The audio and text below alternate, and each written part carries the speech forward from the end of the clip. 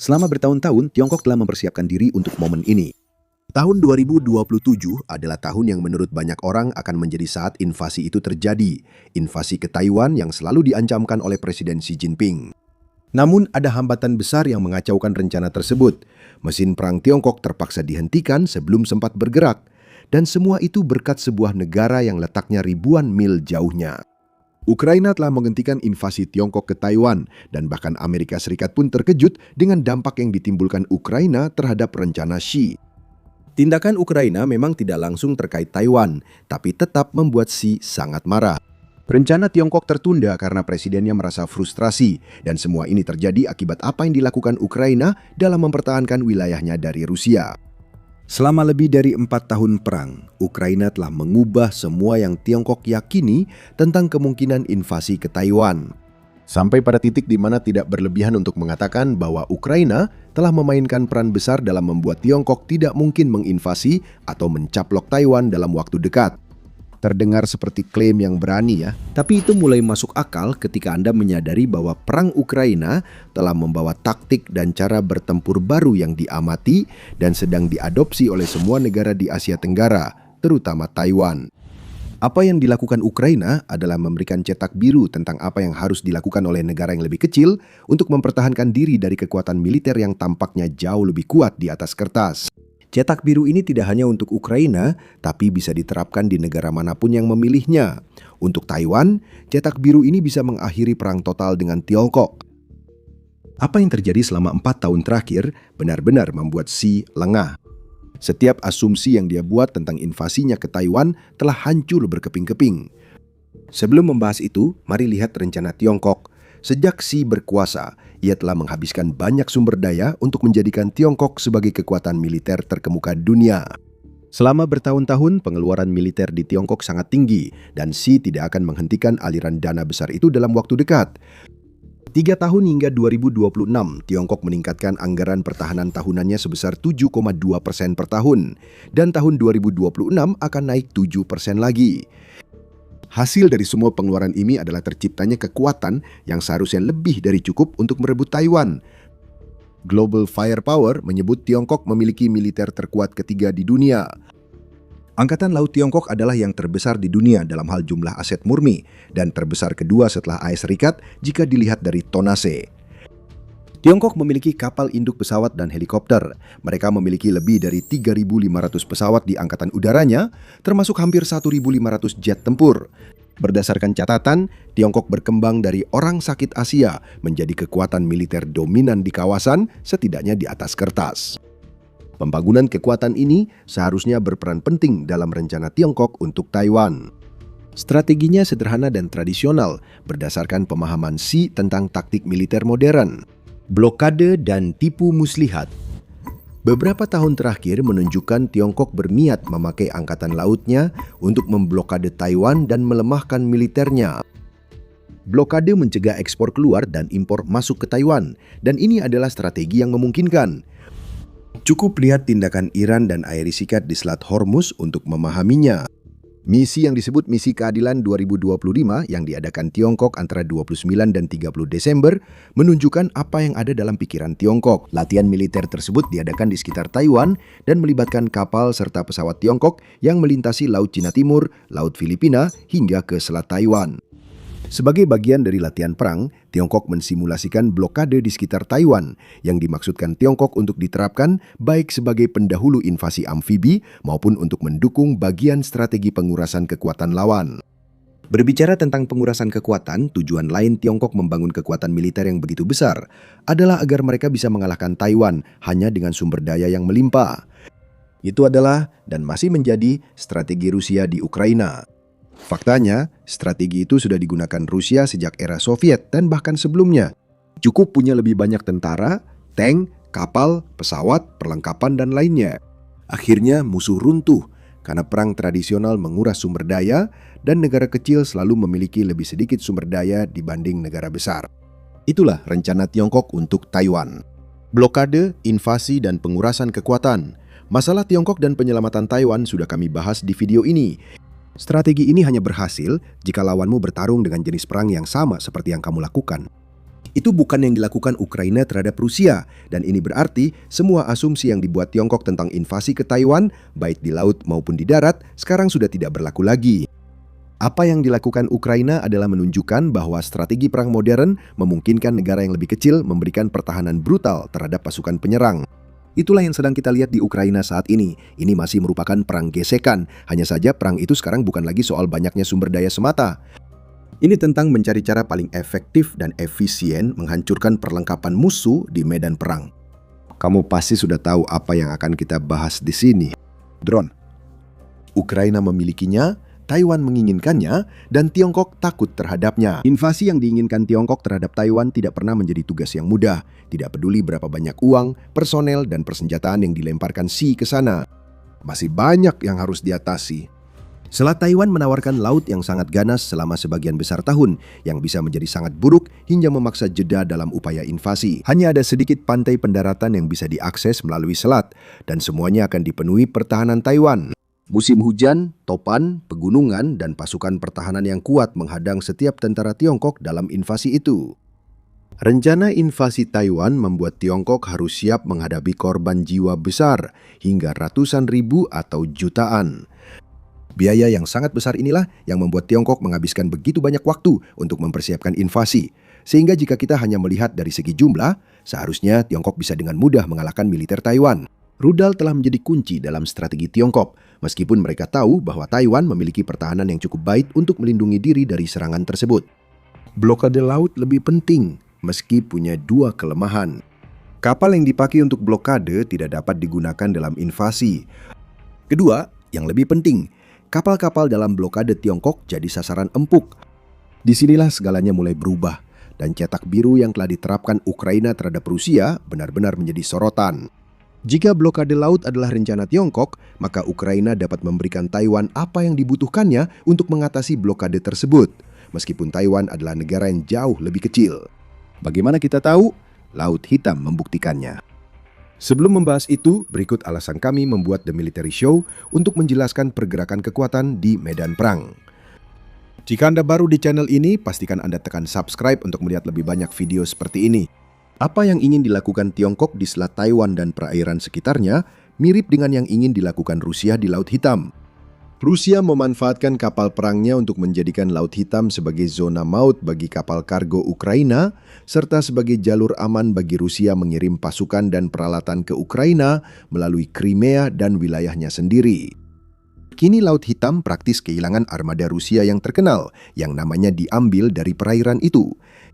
Drone maritim dan udara Ukraina adalah salah satu alasan utamanya.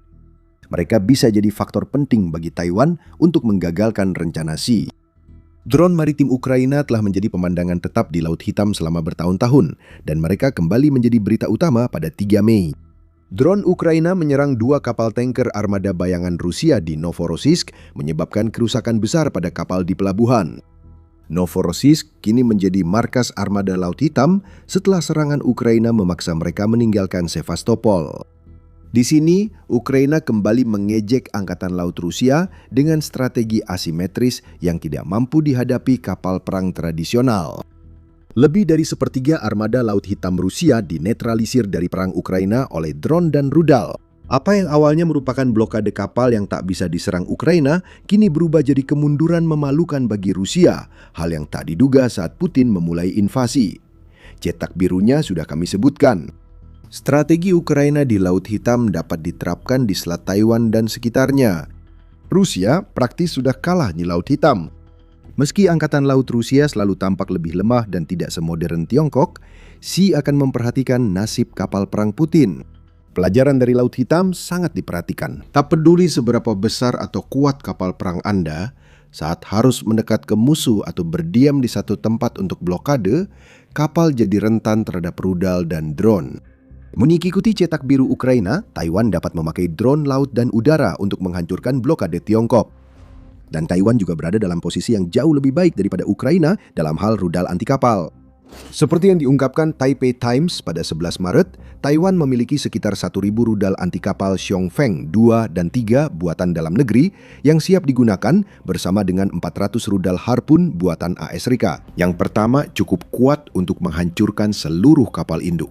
Taiwan menyadari apa yang bisa ditawarkan Ukraina bisa jadi kunci menggagalkan rencana Tiongkok. Ukraina menyadari hal ini dan sedang membangun kemitraan di Asia, termasuk dengan satu negara tak terduga yang akan diungkap di akhir video, guna mengirim pesan bahwa ambisi Xi akan digagalkan oleh Tiongkok.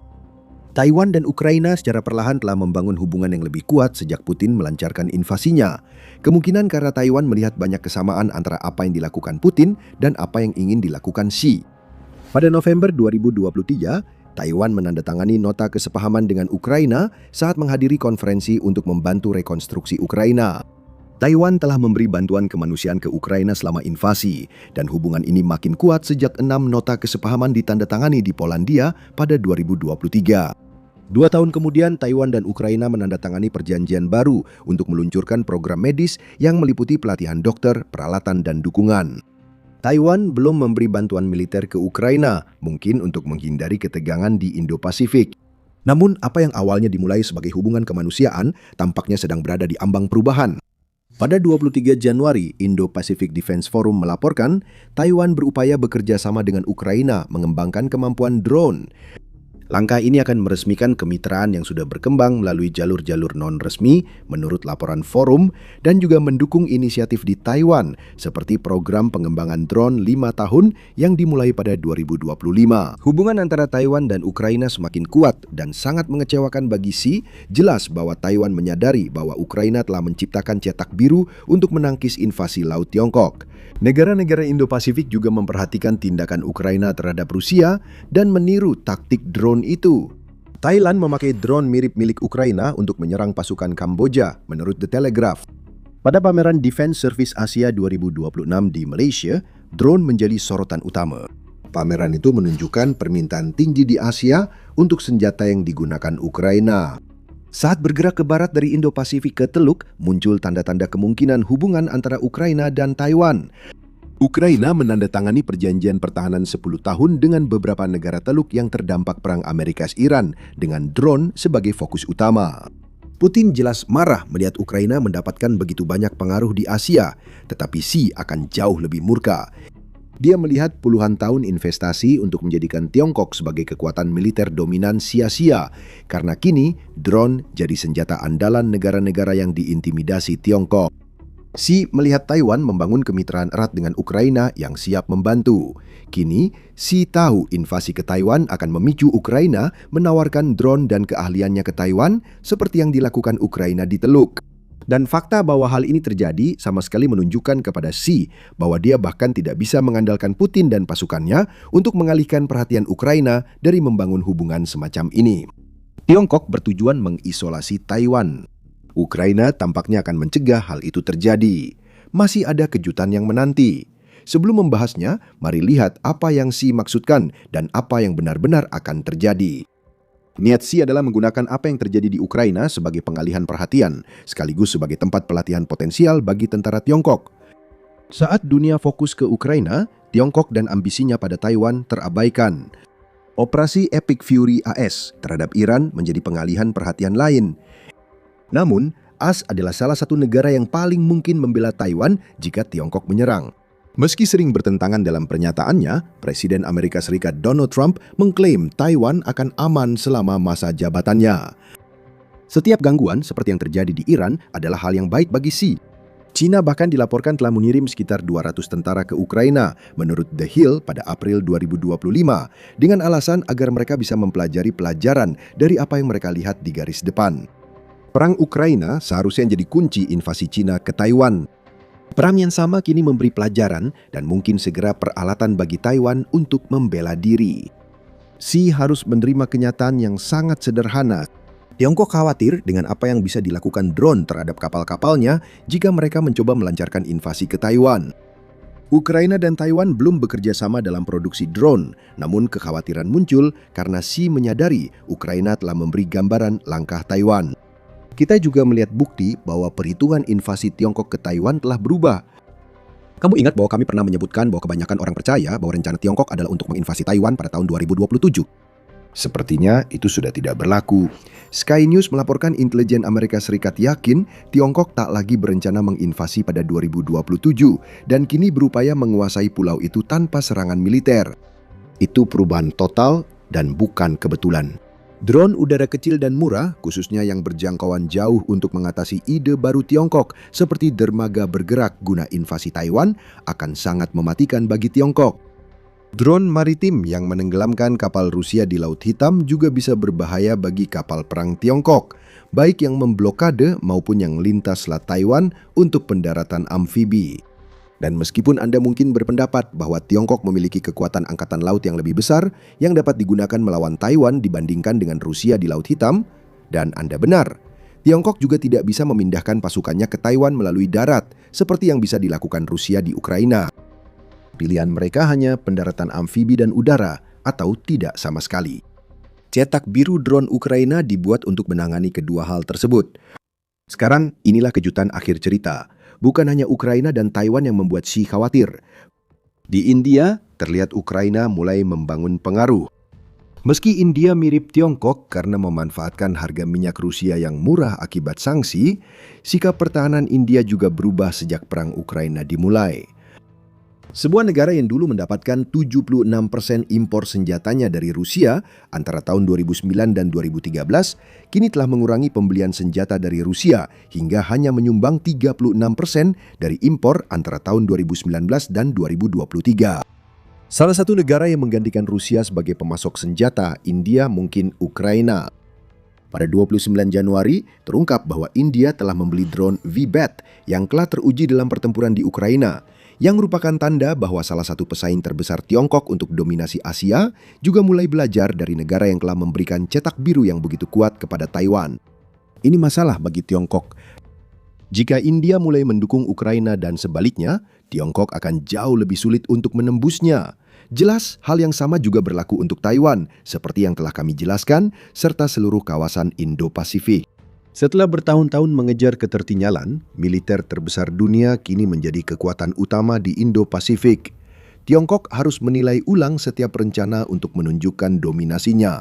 Dan sekarang ada kemungkinan sekecil apapun bahwa Tiongkok bahkan mungkin memutuskan untuk membatalkan rencananya terhadap Taiwan sepenuhnya dan malah fokus pada negara lain yang memiliki wilayah yang diklaim oleh Tiongkok. Negara itu adalah Rusia. Putin mungkin segera menyadari bahwa hasil akhir sebenarnya dari invasinya ke Ukraina adalah dirinya menjadi domino terakhir yang tumbang dalam rangkaian peristiwa geopolitik tak terduga.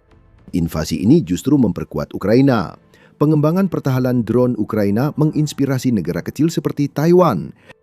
Tiongkok kini menghadapi masalah serius di Indo-Pasifik akibat perubahan pemahaman tentang peperangan modern. Perubahan ini bisa membuat Tiongkok fokus ke utara untuk merebut wilayah Rusia, di mana banyak penduduknya sudah berbicara bahasa Tionghoa. Akankah Xi dan Putin bisa berubah jadi musuh? Itu akan menjadi perubahan situasi yang tampaknya hampir mustahil hanya beberapa tahun yang lalu, ketika Taiwan tampak menjadi fokus utama Tiongkok. Namun kita mungkin sudah mulai melihat Tiongkok pelan-pelan merambah Rusia. Xi sudah cukup lama memanfaatkan keputusasaan Putin yang kian besar. Setelah lama menganggap penaklukan Tiongkok atas Taiwan tak terelakkan, Presiden Xi Jinping baru saja mendapat peringatan keras. Sesuatu yang mematikan baru saja memasuki Selat Taiwan dan telah menunjukkan kekuatan yang mempermalukan Tiongkok. Ini kejutan sebenarnya, unjuk kekuatan itu bukan dari Taiwan. Itu musuh Tiongkok di Indo-Pasifik yang baru membuktikan bisa menghancurkan Tiongkok kapan dan di mana saja. Jepang telah memasuki arena dan melakukannya dengan gebrakan besar. Pada tanggal 17 April, berita tersebar bahwa sebuah kapal perang Jepang baru saja melakukan sesuatu yang benar-benar membuat Tiongkok lengah. Setelah Tiongkok melakukan sekitar 40 hari latihan militer di Selat Taiwan, Jepang merespons dengan unjuk kekuatan mereka sendiri. Jepang mengirim JS Ikazuchi, salah satu kapal perusak terkuatnya, ke selat itu dan bertahan 14 jam sebelum akhirnya pergi atas kemauan sendiri. Tiongkok tidak mengirim kapal karena tahu tak bisa menghentikan tindakan Jepang. Ini menjadi tamparan 14 jam bagi Xi, sebuah tindakan yang bersejarah, menantang, dan seperti yang akan Anda pelajari jika terus menonton, merupakan sinyal jelas kepada Tiongkok bahwa strategi militer pasif Jepang di masa lalu sudah lama ditinggalkan. Ini adalah langkah berdampak geopolitik dan geografis jelas yang tidak baik bagi Tiongkok atau sekutunya. Sebelum membahasnya, ada kapal dari Jepang yang perlu dipertimbangkan. Ada alasan kuat mengapa Tiongkok tidak mencoba menandingi kekuatan kapal perusak Jepang, karena JS Ikazuchi adalah kapal yang istimewa. Beroperasi sejak Maret 2001, kapal ini punya spesifikasi dasar yang solid. Kapal ini mampu melaju hingga 30 knot, sekitar 35 mil per jam, dan dilengkapi berbagai senjata, menjadikannya ancaman bagi target laut dan udara. Sebuah meriam otomelara 76 mm dipadukan dengan sepasang sistem senjata jarak dekat Phalanx 20 mm yang mampu menghancurkan target dengan menembakkan peluru hingga 4.500 butir per menit. Kapal Jepang ini juga dilengkapi dengan 8 rudal anti kapal SSM-1B, sepasang tabung torpedo 324 mm, dan 2 sistem peluncur vertikal 16 sel, salah satunya membawa rudal permukaan ke udara Evolved Sea Sparrow. Tiongkok sangat enggan berurusan dengan kapal ini. Jika Sea mencoba, JS Ikazuchi siap menghadapi segala ancaman dalam bentuk apapun. Namun, Tiongkok sadar mereka harus menahan malu. Meski Sea berupaya unjuk kekuatan di sekitar Taiwan, kedatangan JS Ikazuchi selama 14 jam bukan pertama kalinya Jepang mengirim sinyal seperti ini kepada Sea dalam beberapa tahun terakhir. Pada bulan September 2024, Tokyo mematahkan kebiasaannya yang sudah lama untuk tidak mengirimkan kapal perangnya melalui Selat Taiwan ketika Sazanami melakukan pelayaran tersebut. Pada 2025, 2 kapal tambahan dari pasukan bela diri maritim Jepang ikut melakukan perjalanan itu. Penghinaan terbaru bagi Sea juga merupakan pertama kalinya salah satu kapal perang Jepang melintasi Selat Taiwan sejak Sanae Takaichi menjabat sebagai Perdana Menteri Jepang pada Oktober 2025. Itu sudah jadi pesan tersendiri. Kepemimpinan baru Jepang bukan berarti mereka khawatir memprovokasi Tiongkok. Tiongkok semestinya mampu merespons hal ini sesuai pesan Sea dan kroninya selama bertahun-tahun saat membangun angkatan laut yang diharapkan membuat dunia iri.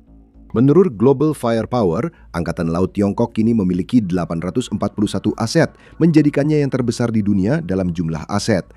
Tiongkok menempati posisi kedua dalam total tonase Angkatan Laut, sehingga memiliki kapal besar yang menjadi ancaman. Ide di balik pembangunan ini adalah agar Tiongkok dapat mendominasi perairan kawasan Indo-Pasifik sedemikian rupa, sehingga negara-negara seperti Jepang akan terlalu takut bahkan hanya untuk mengizinkan kapal perang mereka berlayar melalui perairan yang sedikit saja diminati oleh Tiongkok. Sea punya kepentingan besar di Selat Taiwan. Meski begitu, Jepang tetap kirim salah satu kapal perusak andalannya ke sana. Respons Tiongkok itu seperti menulis surat kemarahan untuk mengecam orang yang baru saja memukul Anda di rahang. Tiongkok hanya bisa mengecam lemah dugaan provokasi Jepang, disertai beberapa laporan berita yang bahkan lebih lemah yang menggambarkan tindakan Jepang sebagai penghinaan terhadap upaya perdamaian Tiongkok. Arab News melaporkan Liu Xiaobo, juru bicara Kementerian Luar Negeri Tiongkok, hanya menyebut pengerahan kapal perang Jepang ke Selat Taiwan sebagai unjuk kekuatan yang mengancam kedaulatan Tiongkok dan merupakan kesalahan. Kemunafikan yang terdengar dari pernyataan itu benar-benar luar biasa. Sea telah mengancam kedaulatan Taiwan selama bertahun-tahun, tetapi itu tidak akan menghentikannya untuk menggunakan para juru bicaranya membuat klaim yang sama terhadap negara-negara yang tidak mau mengikuti keinginannya. Nippon menampilkan lebih banyak kata-kata guo saat juru bicara itu menuduh Jepang merusak perdamaian dan stabilitas Selat Taiwan serta melewati garis merah yang tak seharusnya dilanggar. Ini respons yang sangat mengejutkan mengingat ancaman dan intimidasi Tiongkok terhadap Taiwan di selat ini. Namun yang paling menonjol dari semua ini adalah bahwa Tiongkok mengeluarkan banyak pernyataan tetapi tidak ada respons militer sama sekali. Namun Tiongkok mengaku telah melacak kapal Jepang itu. Setidaknya itu sesuatu. Tidak ada upaya pencegatan di perairan yang coba diklaim Tiongkok sebagai miliknya. Namun Sea dan kroni-kroninya hanya menonton saat sebuah kapal perusak Jepang yang berbahaya melakukan perjalanan santai selama 14 jam melintasi Selat Taiwan. Fakta yang tak diinginkan Tiongkok diketahui adalah Sea yang memulai semuanya, namun kini dia tampak terlalu takut melanjutkannya. Selama 40 hari antara bulan Maret dan April, Tiongkok telah berlatih melakukan blokade laut di perairan Taiwan, yang jelas dimaksudkan sebagai sinyal bahwa Sea semakin dekat untuk memulai invasi dibandingkan sebelumnya. Latihan blokade itu dilakukan setelah Tiongkok mengadakan serangkaian latihan militer di sekitar Taiwan pada Desember 2025, yang juga mensimulasikan blokade serta perebutan lokasi-lokasi penting di Taiwan.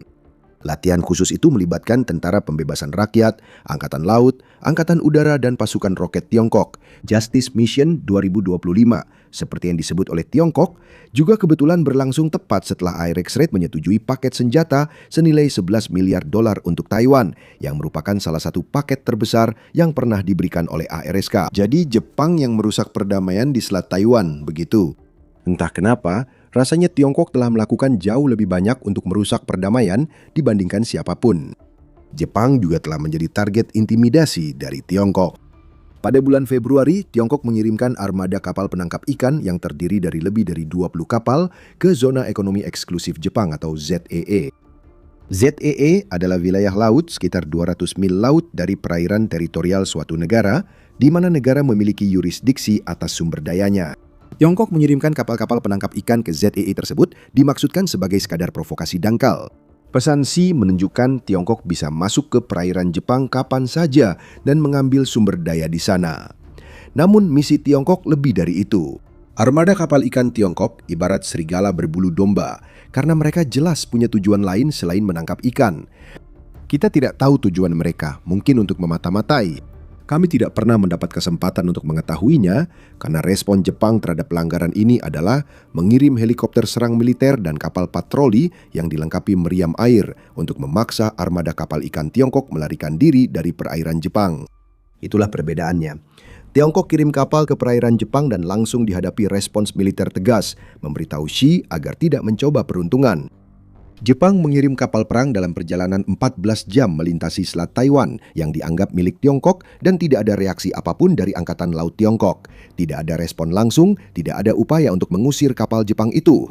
Hanya seorang presiden Tiongkok yang dipermalukan, yang tidak bisa berbuat banyak selain menyuruh salah satu kroninya mengeluh tentang provokasi tersebut. Xi seharusnya menangisi lebih dari itu. Jepang telah mengirim sinyal dan kini Xi tahu rencana invasi Taiwan terancam. Beberapa masalah mulai muncul untuk rencana itu dan akan kita bahas. Tapi sebelumnya, Anda menonton The Military Show yang menyajikan gambaran di balik berita utama. Tekan subscribe supaya Anda tak ketinggalan video baru. Jadi apa yang baru saja dilakukan Jepang di Selat Taiwan mengirimkan pesan kepada Xi. Bahkan ada 2 pesan. Jepang memberitahu Presiden Tiongkok bahwa latihan blokade di Selat Taiwan tidak bisa dilakukan tanpa konsekuensi. Pelayaran JSI Kazuchi di jalur itu merupakan cara Jepang memberitahu Tiongkok bahwa blokade tak bisa menghentikan mereka. Jika kapal Jepang ingin berlayar, mereka akan melakukannya. Namun pesan kedua, dan yang jauh lebih penting dari sudut pandang Xi, adalah bahwa Jepang tidak lagi mengambil pendekatan militer pasif yang telah mendefinisikan posisinya di Indo-Pasifik selama beberapa dekade. Sikap itu membuat Jepang selama bertahun-tahun hanya berkomitmen untuk mempertahankan perbatasannya sendiri. Jepang sebenarnya tidak benar-benar memiliki militer, setidaknya dalam arti kekuatan yang bisa digunakan untuk menyerang negara lain. Jepang memiliki angkatan bersenjata yang dibangun untuk pertahanan diri, tetapi tidak akan secara aktif melakukan hal-hal seperti mengirim kapal perang ke perairan yang bukan miliknya. Namun, banyak hal telah berubah di Jepang dalam 20 tahun terakhir. Tanda-tanda perubahan besar dalam doktrin Jepang ini sudah mulai muncul pada bulan September 2015. Saat itulah BBC melaporkan undang-undang baru yang diperkenalkan oleh Perdana Menteri saat itu, Shinzo Abe, yang memungkinkan interpretasi yang jauh lebih luas terhadap apa yang diizinkan oleh konstitusi negara tersebut. Konstitusi, khususnya Pasal 9, yang muncul setelah Perang Dunia Kedua, menyatakan rakyat Jepang menolak perang serta ancaman atau penggunaan kekuatan selamanya. Undang-undang baru AB memperkenalkan sesuatu yang disebut pasifisme proaktif ke dalam persamaan tersebut. Singkatnya, ancaman keamanan nasional Jepang membuat konstitusi lama tampak usang. Pasifisme hanya berhasil ketika tidak ada negara lain yang sedang melakukan pembangunan militer besar-besaran yang jelas-jelas dirancang untuk menjadikannya penguasa di Indo-Pasifik. Lebih dari 1 dekade kemudian, East Asia Forum menyebut pergeseran Jepang dari pasifisme kini makin nyata. Negara tersebut memperkenalkan mekanisme bantuan keamanan resmi OSA yang memungkinkannya menyediakan peralatan pertahanan Jepang ke negara-negara sejalan menurut Jepang. Program yang diterapkan pada 2023 ini dirancang untuk membekali negara-negara yang melawan tirani. Uang yang diberikan Jepang lewat program ini relatif kecil di bidang militer. Hanya 12,5 juta dolar pada tahun 2023, naik menjadi 31,2 juta dolar pada tahun 2024, dan kemudian 44,3 juta dolar pada tahun 2025. Anda mungkin melihat polanya di sini. Setiap tahunnya, Jepang mengeluarkan lebih banyak dana untuk bantuan militer kepada negara lain, dengan sebagian besar donasi ini difokuskan pada negara-negara yang berada di sepanjang jalur laut yang dianggap Jepang sangat penting bagi perdagangan dan keamanannya. Tiongkok juga menginginkan banyak jalur laut yang sama. Xi pasti melihat OSA sebagai ancaman. Jepang telah mengumumkan bahwa anggaran OSA-nya akan mencapai 116 juta dolar pada tahun 2026, yang berarti lebih dari 2 kali lipat jumlah yang dikeluarkan negara itu pada tahun 2025. Yang kita lihat di sini adalah raksasa tidur mulai terbangun. Semua bermula dari hal kecil. Jutaan dolar bantuan militer untuk negara-negara penentang Tiongkok, ditambah pengiriman kapal perang ke satu-satunya jalur laut tempat Tiongkok tidak ingin ada kapal perang selain miliknya sendiri. Inilah Jepang yang mulai meninggalkan pasifisme yang selama ini menjadi kebijakan luar negeri dan pertahanannya. Jepang menyadari bahwa selain Taiwan sendiri, Jepang adalah satu-satunya negara di Indo-Pasifik yang dapat menjadi penghalang besar bagi rencana invasi Xi. Ini bukan hanya tentang kekuatan militer Jepang. Xi akan memperhatikan dan merasa khawatir karena dia tahu bahwa Jepang merupakan jebakan geografis bagi seluruh angkatan laut Tiongkok jika dia memilih untuk menginvasi Taiwan. Masalah terbesar Tiongkok dengan Jepang adalah Jepang bukan hanya satu pulau saja. Jepang terdiri dari satu pulau besar dan banyak pulau kecil yang membentang ke Laut Cina Timur dan memberikan posisi strategis di Laut Filipina dan jika diperlukan di Laut Cina Selatan. Bayangkan sejenak skenario invasi Taiwan. Skenario ideal bagi Xi adalah Tiongkok menginvasi Taiwan tanpa campur tangan negara lain. Xi bisa mengerahkan seluruh angkatan laut Tiongkok ke Taiwan, tapi itu tidak akan terjadi. Jika Tiongkok ingin menginvasi Taiwan dan menahan sekutu-sekutunya, mereka harus mengirim kapal perang dan kapal selam ke Samudra Pasifik. Yang menghalangi Tiongkok adalah Jepang, penghalang geografis alami. Tiongkok tahu itu. Tiongkok menyebut binding ini sebagai rantai pulau pertama, membentang dari Okinawa, Jepang Selatan, hingga Taiwan. Di Laut Cina Timur ada Kepulauan Senkaku, pulau-pulau kecil yang dikelola Jepang dan diperebutkan Tiongkok.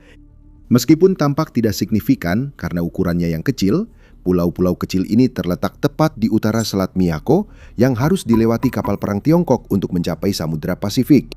Kepulauan Okinawa juga merupakan bagian dari Kepulauan Ryukyu yang mencakup Kepulauan Miyako dan Yaeyama. Langsung terlihat bahwa Jepang menjadi masalah. Tiongkok ingin menghadang kekuatan AISRIC yang membantu Taiwan, namun Jepang bisa menutup Selat Miyako dengan kapal perangnya sehingga hal itu sulit dilakukan. Xi memiliki opsi untuk mencoba memblokade selat itu sendiri. Seperti yang disampaikan oleh South China Morning Post, hal itu akan memberi Tiongkok pilihan untuk pada dasarnya menyandra rantai pulau milik Jepang. Namun, ini bukan solusi sempurna.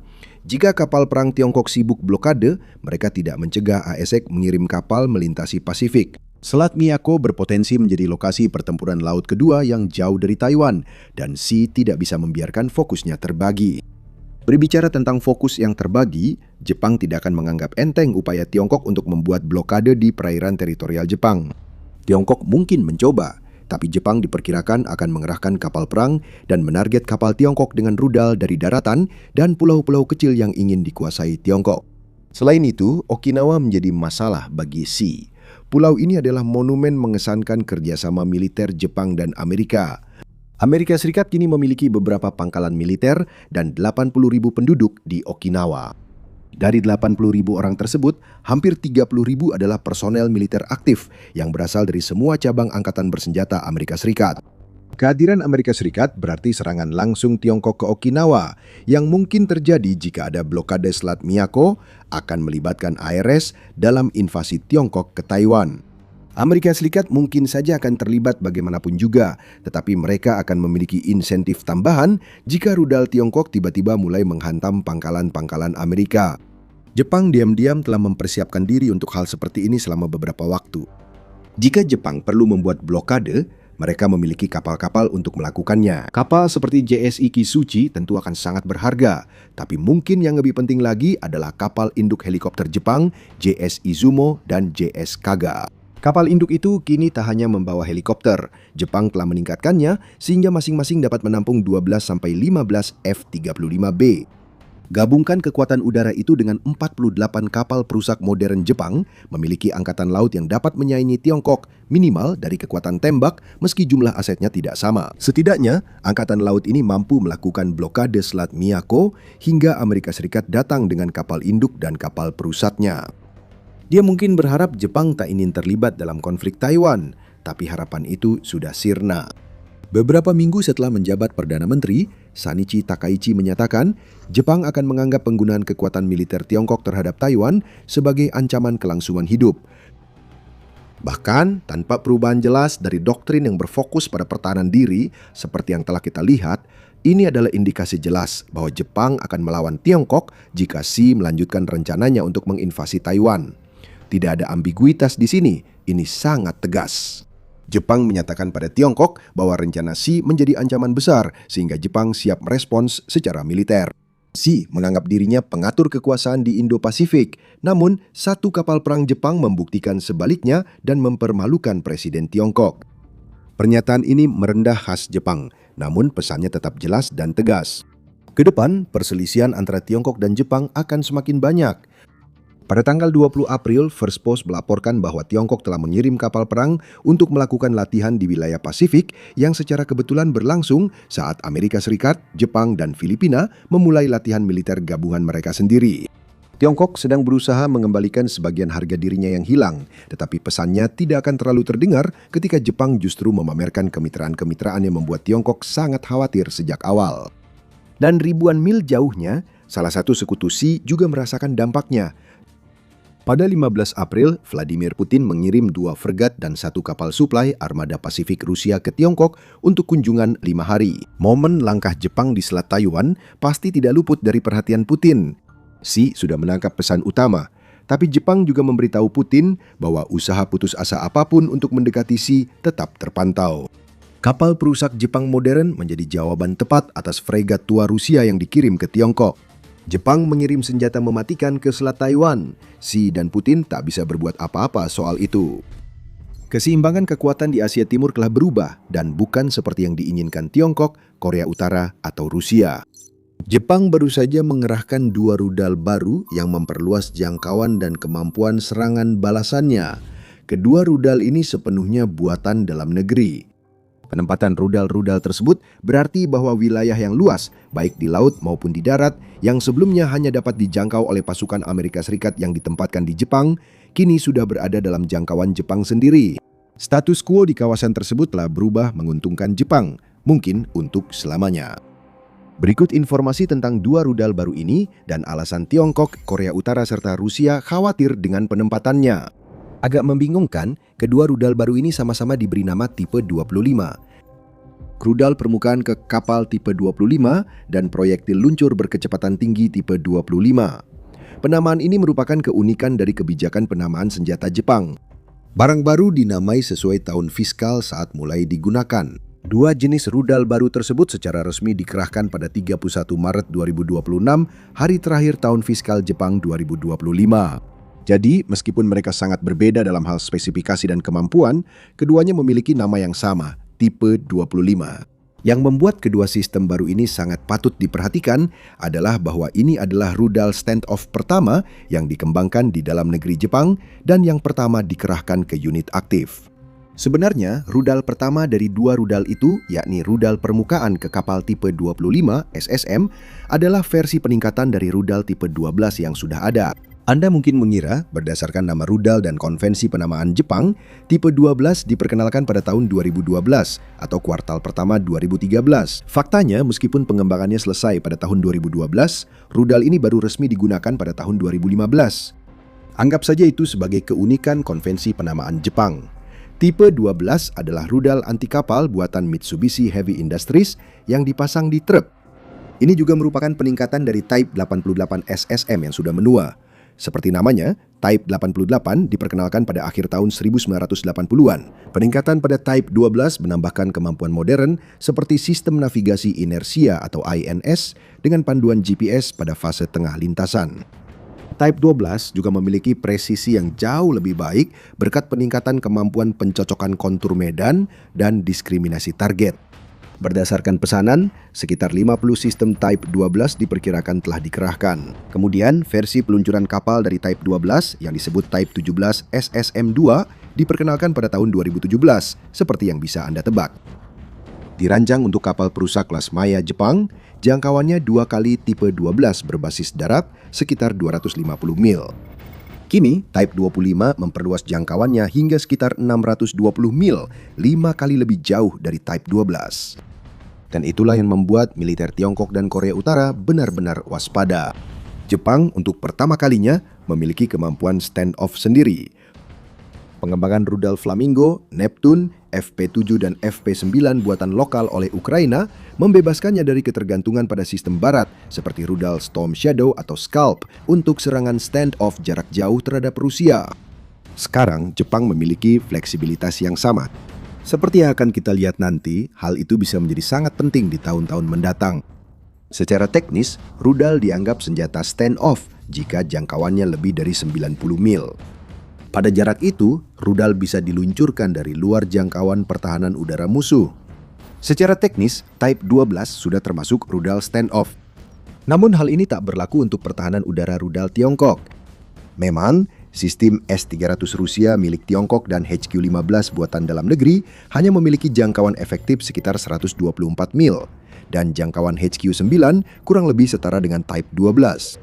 Namun, sistem HQ-22 milik Tiongkok memiliki jangkauan sekitar 105 mil. Sistem S-400 Rusia milik Tiongkok memiliki jangkauan maksimum mendekati 250 mil, dan HQ-19 yang dirancang sebagai analog jarak jauh dari THAAD milik AS memiliki jangkauan sekitar 1.864 mil. Type 12 tidak bisa disebut rudal stand-off seperti 3 sistem terakhir. Dengan jangkauan 2,5 kali lebih luas dari pertahanan udara Tiongkok, Type 25 SSM jelas adalah rudal stand-off. Lebih dari itu, Jepang berniat untuk memperpanjang jangkauan versi-versi berikutnya hingga sekitar 932 mil. Meski dengan jangkauan 620 mil, Type 25 tetap mengubah permainan di Tiongkok dan Korea Utara.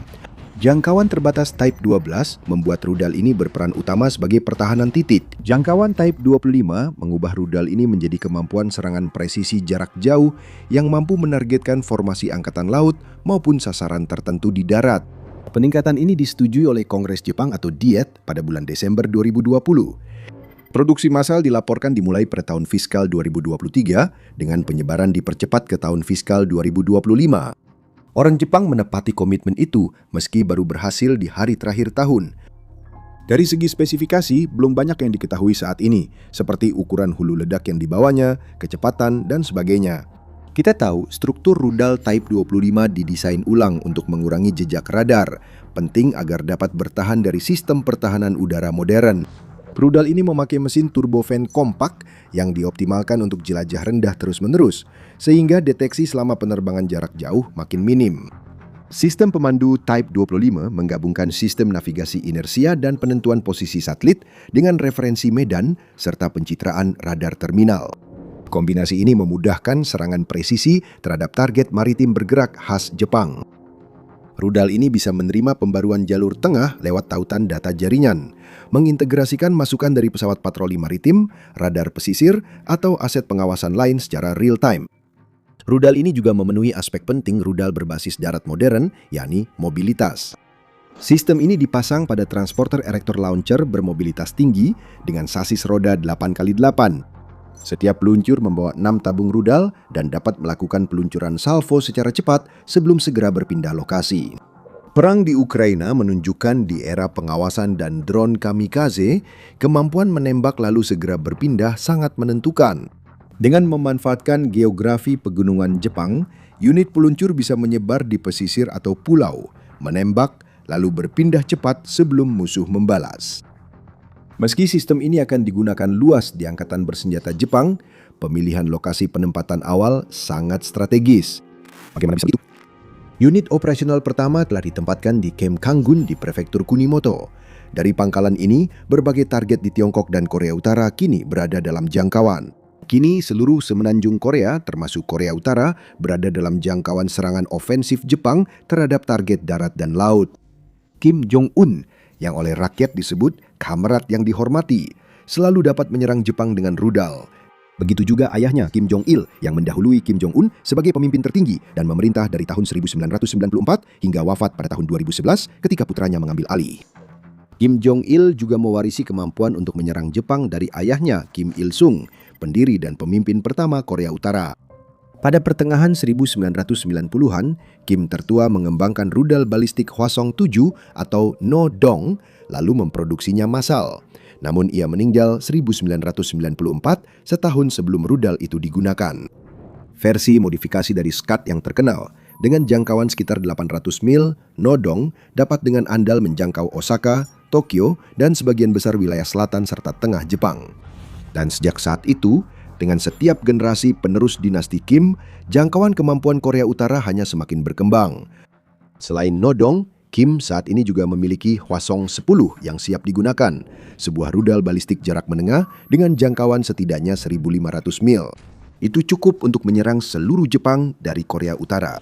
Dia juga memiliki ICBM dengan jangkauan penuh. Hwasong-14 diperkirakan memiliki jangkauan setidaknya 4.000 mil, dan Hwasong-15 kabarnya mampu mencapai daratan utama Amerika Serikat. Keduanya pasti bisa menjangkau Jepang.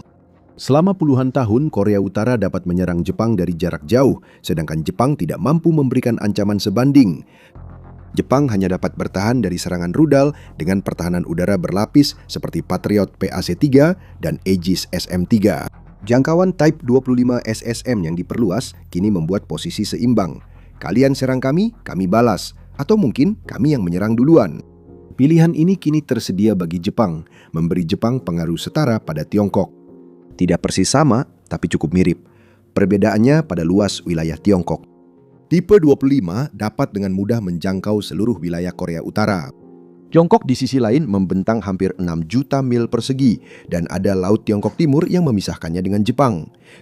Dengan jangkauan 620 mil, Type 25 SSM hanya mencakup sebagian kecil wilayah Tiongkok secara keseluruhan. Namun, cakupannya sudah cukup membuat Xi khawatir. Tersebar di pulau-pulau Jepang, banyak target bernilai tinggi di daratan utama dapat dijangkau. Target paling menarik tetap di Tiongkok Timur jauh. Shanghai kini dapat dijangkau, begitu juga kota besar, pelabuhan, dan pusat industri seperti Hangzhou dan Ningbo. Tempat ini adalah pusat populasi besar, rumah bagi perusahaan dan industri utama Tiongkok, serta pendorong perdagangan global. Tipe 25 juga menargetkan instalasi militer utama. Bandara Zanqiao di Hangzhou adalah pangkalan udara militer utama yang menjadi markas Angkatan Udara Tiongkok, Brigade ke-83 PLA-AU.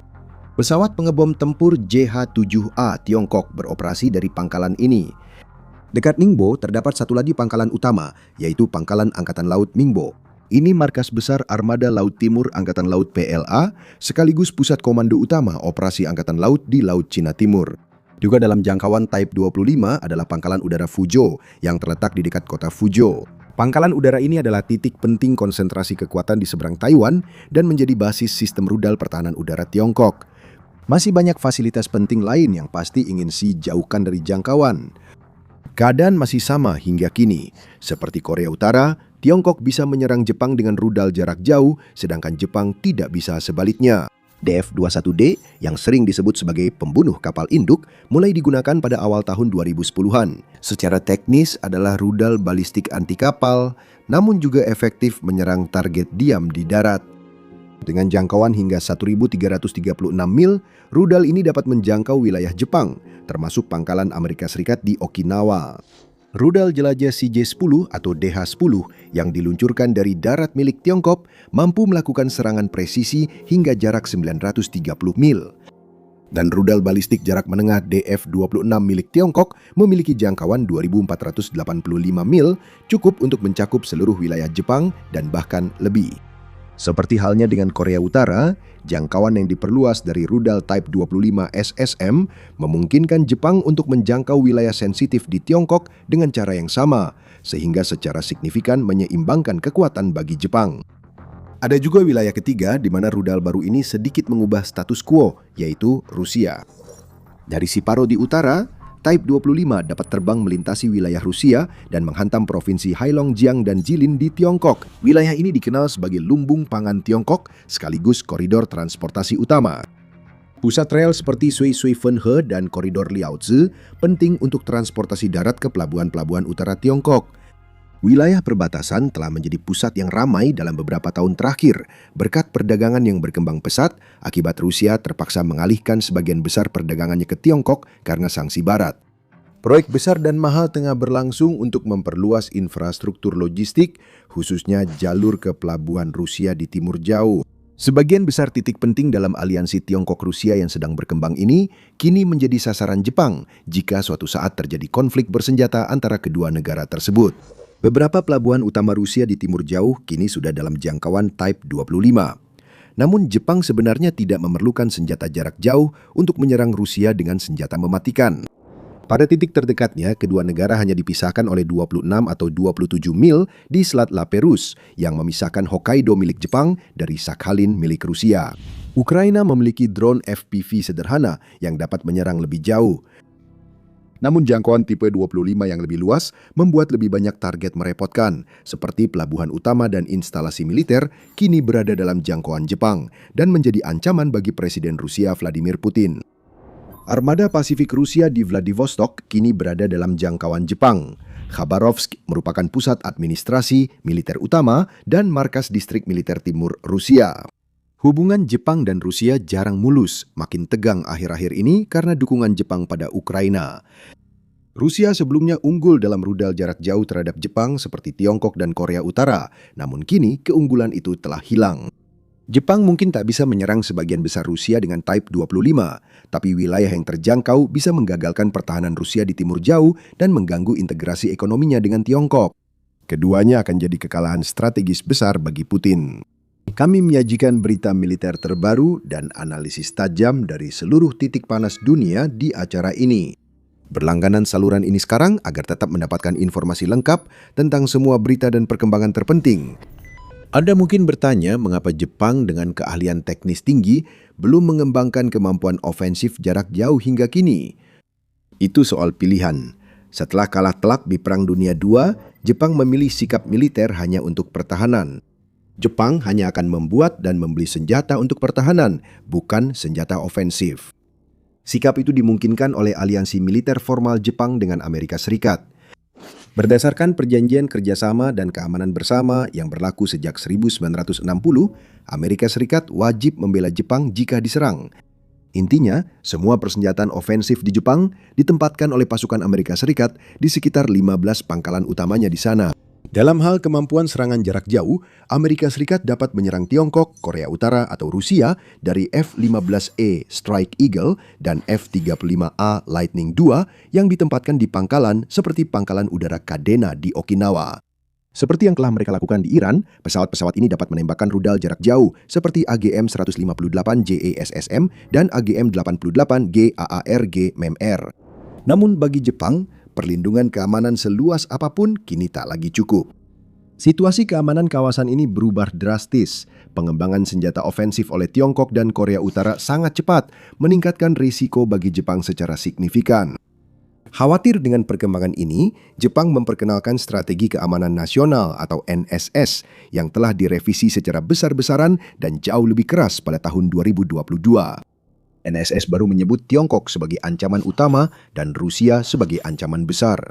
Strategi ini mengharuskan anggaran pertahanan naik hampir 2 kali lipat menjadi 2% dari PDB pada 2027, 2 kali lipat dari batas informal 1% yang sebelumnya berlaku. Yang terpenting, Jepang untuk pertama kalinya resmi berkomitmen memperoleh kemampuan serangan balasan dan membuka pintu bagi persenjataan ofensif. Jepang kini bisa memakai rudal jarak jauh seperti Type 25 untuk menyerang pangkalan musuh jika serangan bersenjata hampir terjadi. Seperti terlihat dari peluncuran 2 rudal Type 25 baru, Jepang segera merealisasikan mandat tersebut. Rudal kedua yang baru diperkenalkan dengan penamaan Type 25 juga masuk kategori jarak jauh namun memiliki profil misi berbeda. Tipe 25, Hyper Velocity Gliding Projectile atau HVGP. HVGP adalah senjata luncur hipersonik operasional pertama Jepang. Versi yang baru saja dikerahkan, Block 1, diperkirakan memiliki jangkauan 185 hingga 310 mil, tapi itu bukan yang membuatnya istimewa. Rudal ini diluncurkan dengan roket pendorong berbahan bakar padat yang terpisah di ketinggian. Teneran luncur dapat turun dengan kecepatan hipersonik di atas Mach 5 lebih dari 3.700 mil per jam sambil bermanuver tak terduga untuk menghindari intersepsi. HVGP membawa hulu ledak boost glide berbentuk kerucut dengan sirip kecil untuk penyesuaian arah. Sesuai namanya, sistem ini memakai navigasi satelit, inersia, dan pencitraan radar inframerah terminal untuk panduan. Karena jangkauan yang lebih kecil, HVGP tidak memberikan nilai penangkal yang sama bagi Jepang seperti SSM yang berjangkauan lebih jauh. Ini terutama dirancang untuk pertahanan pulau terpencil daripada operasi serangan balasan. Namun, jangkauan terbatas diimbangi kemampuan menyelinap dan fleksibilitasnya sehingga cocok untuk operasi serangan balasan jarak pendek. Manuverabilitas HVGP membuatnya sangat sulit untuk dilacak dan dijatuhkan.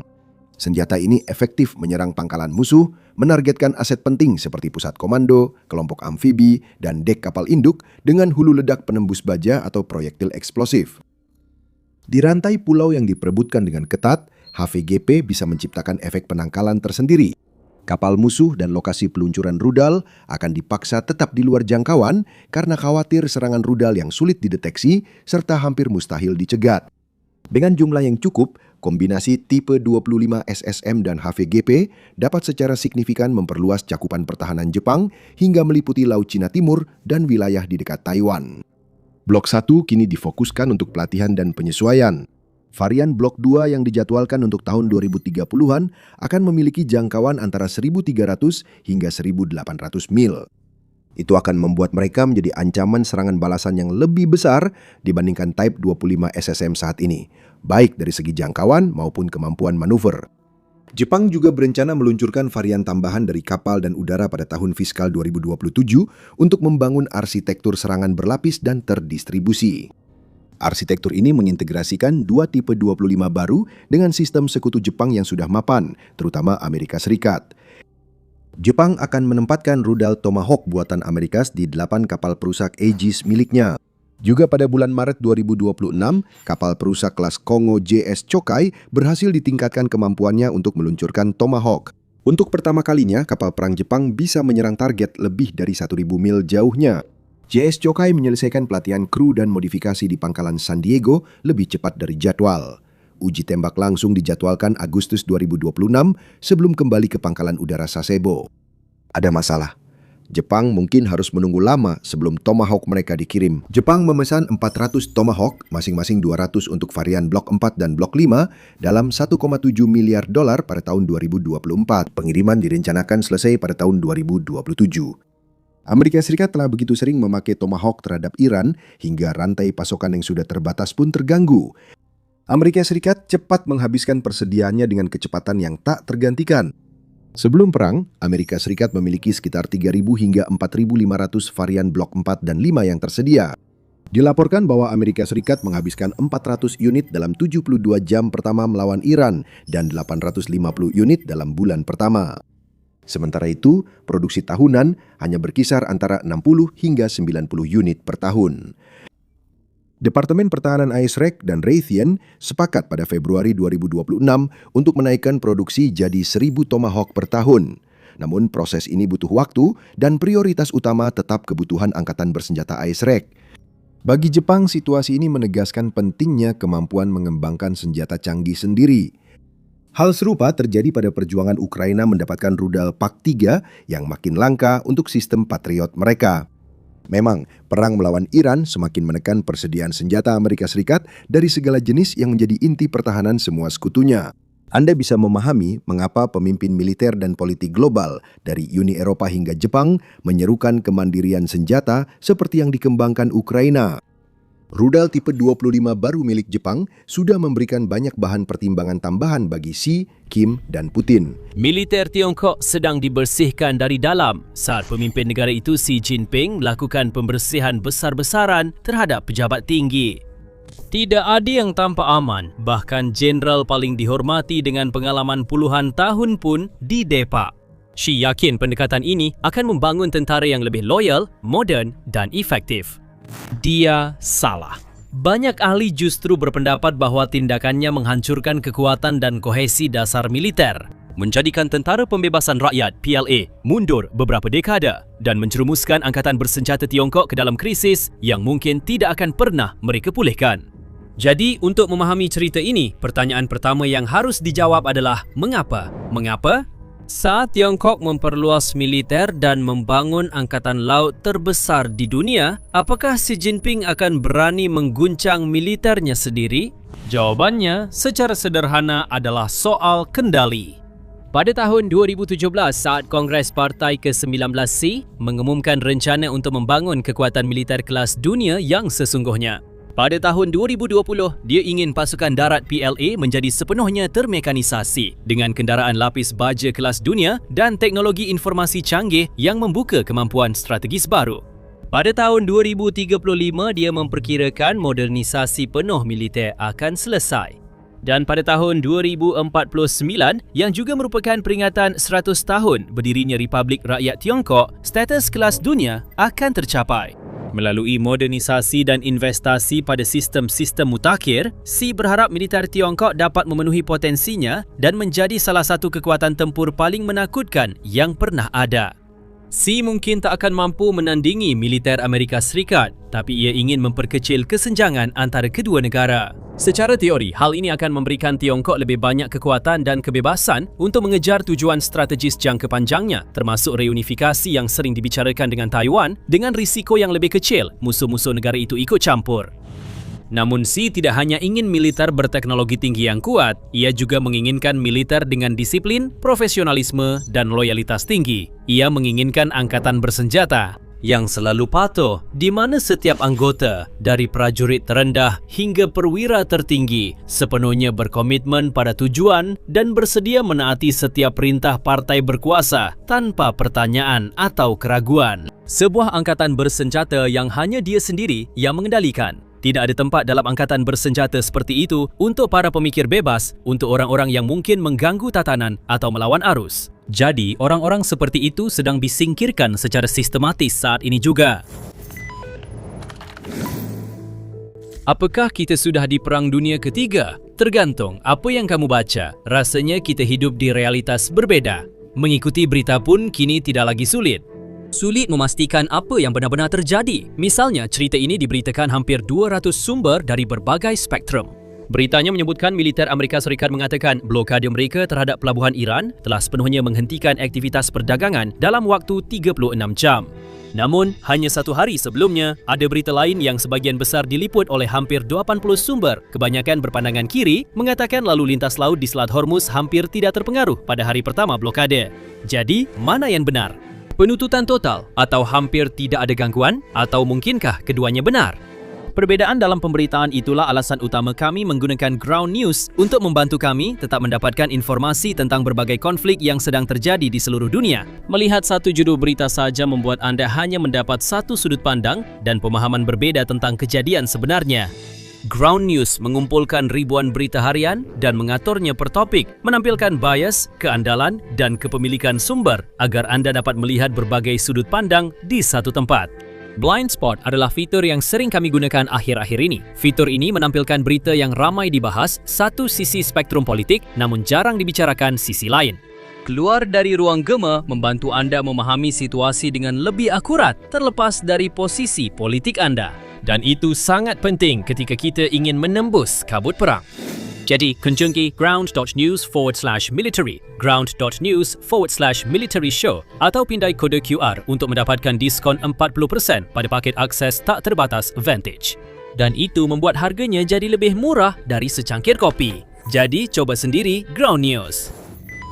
Dimulai pada tahun 2022 dan berlanjut hingga tahun 2026. Xi Jinping telah mengatur pembersihan besar-besaran yang belum pernah terjadi sebelumnya di kepemimpinan militer Tiongkok dengan lebih dari 100 perwira tinggi serta puluhan jenderal dan letnan jenderal dicopot dari jabatan mereka dan puluhan lainnya saat ini diklasifikasikan sebagai hilang atau sedang dalam penyelidikan.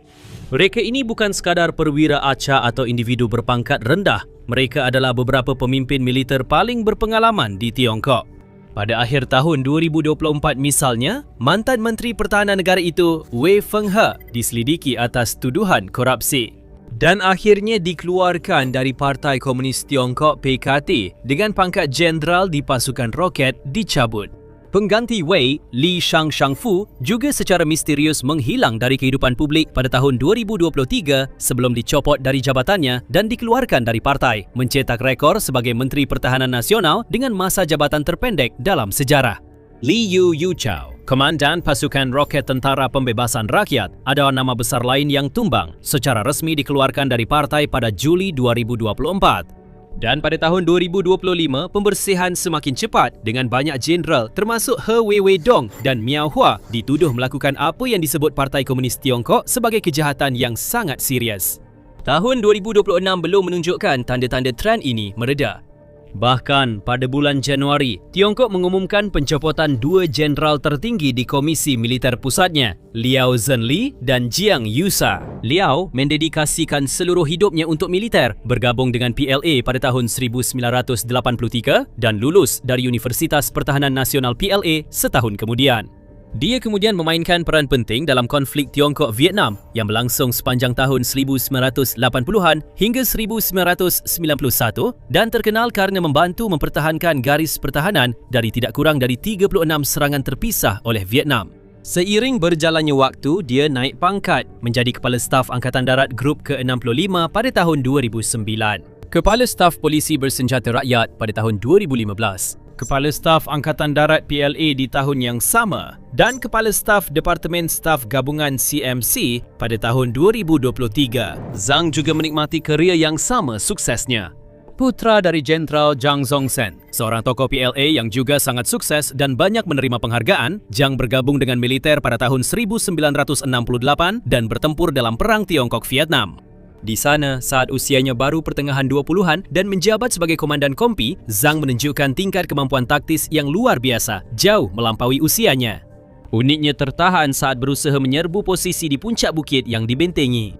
Memahami bahawa setiap upaya tambahan untuk melakukan serangan frontal pasti akan gagal, Jiang membuat permintaan yang berani. Dia meminta satu batalion, 4 kali lebih besar dari unitnya, untuk melakukan manuver pengepungan melalui hutan. Komandan resimen akhirnya menyetujui permintaan tersebut dan serangan mendadak itu berhasil. Pertahanan Vietnam berhasil ditembus dan para tentara Tiongkok merayakan kemenangan yang berharga. Hanya 5 tahun kemudian, Jiang bertanggungjawab atas serangan utama dalam pertempuran Laotian, pertempuran terbesar dalam seluruh perang perbatasan Tiongkok-Vietnam.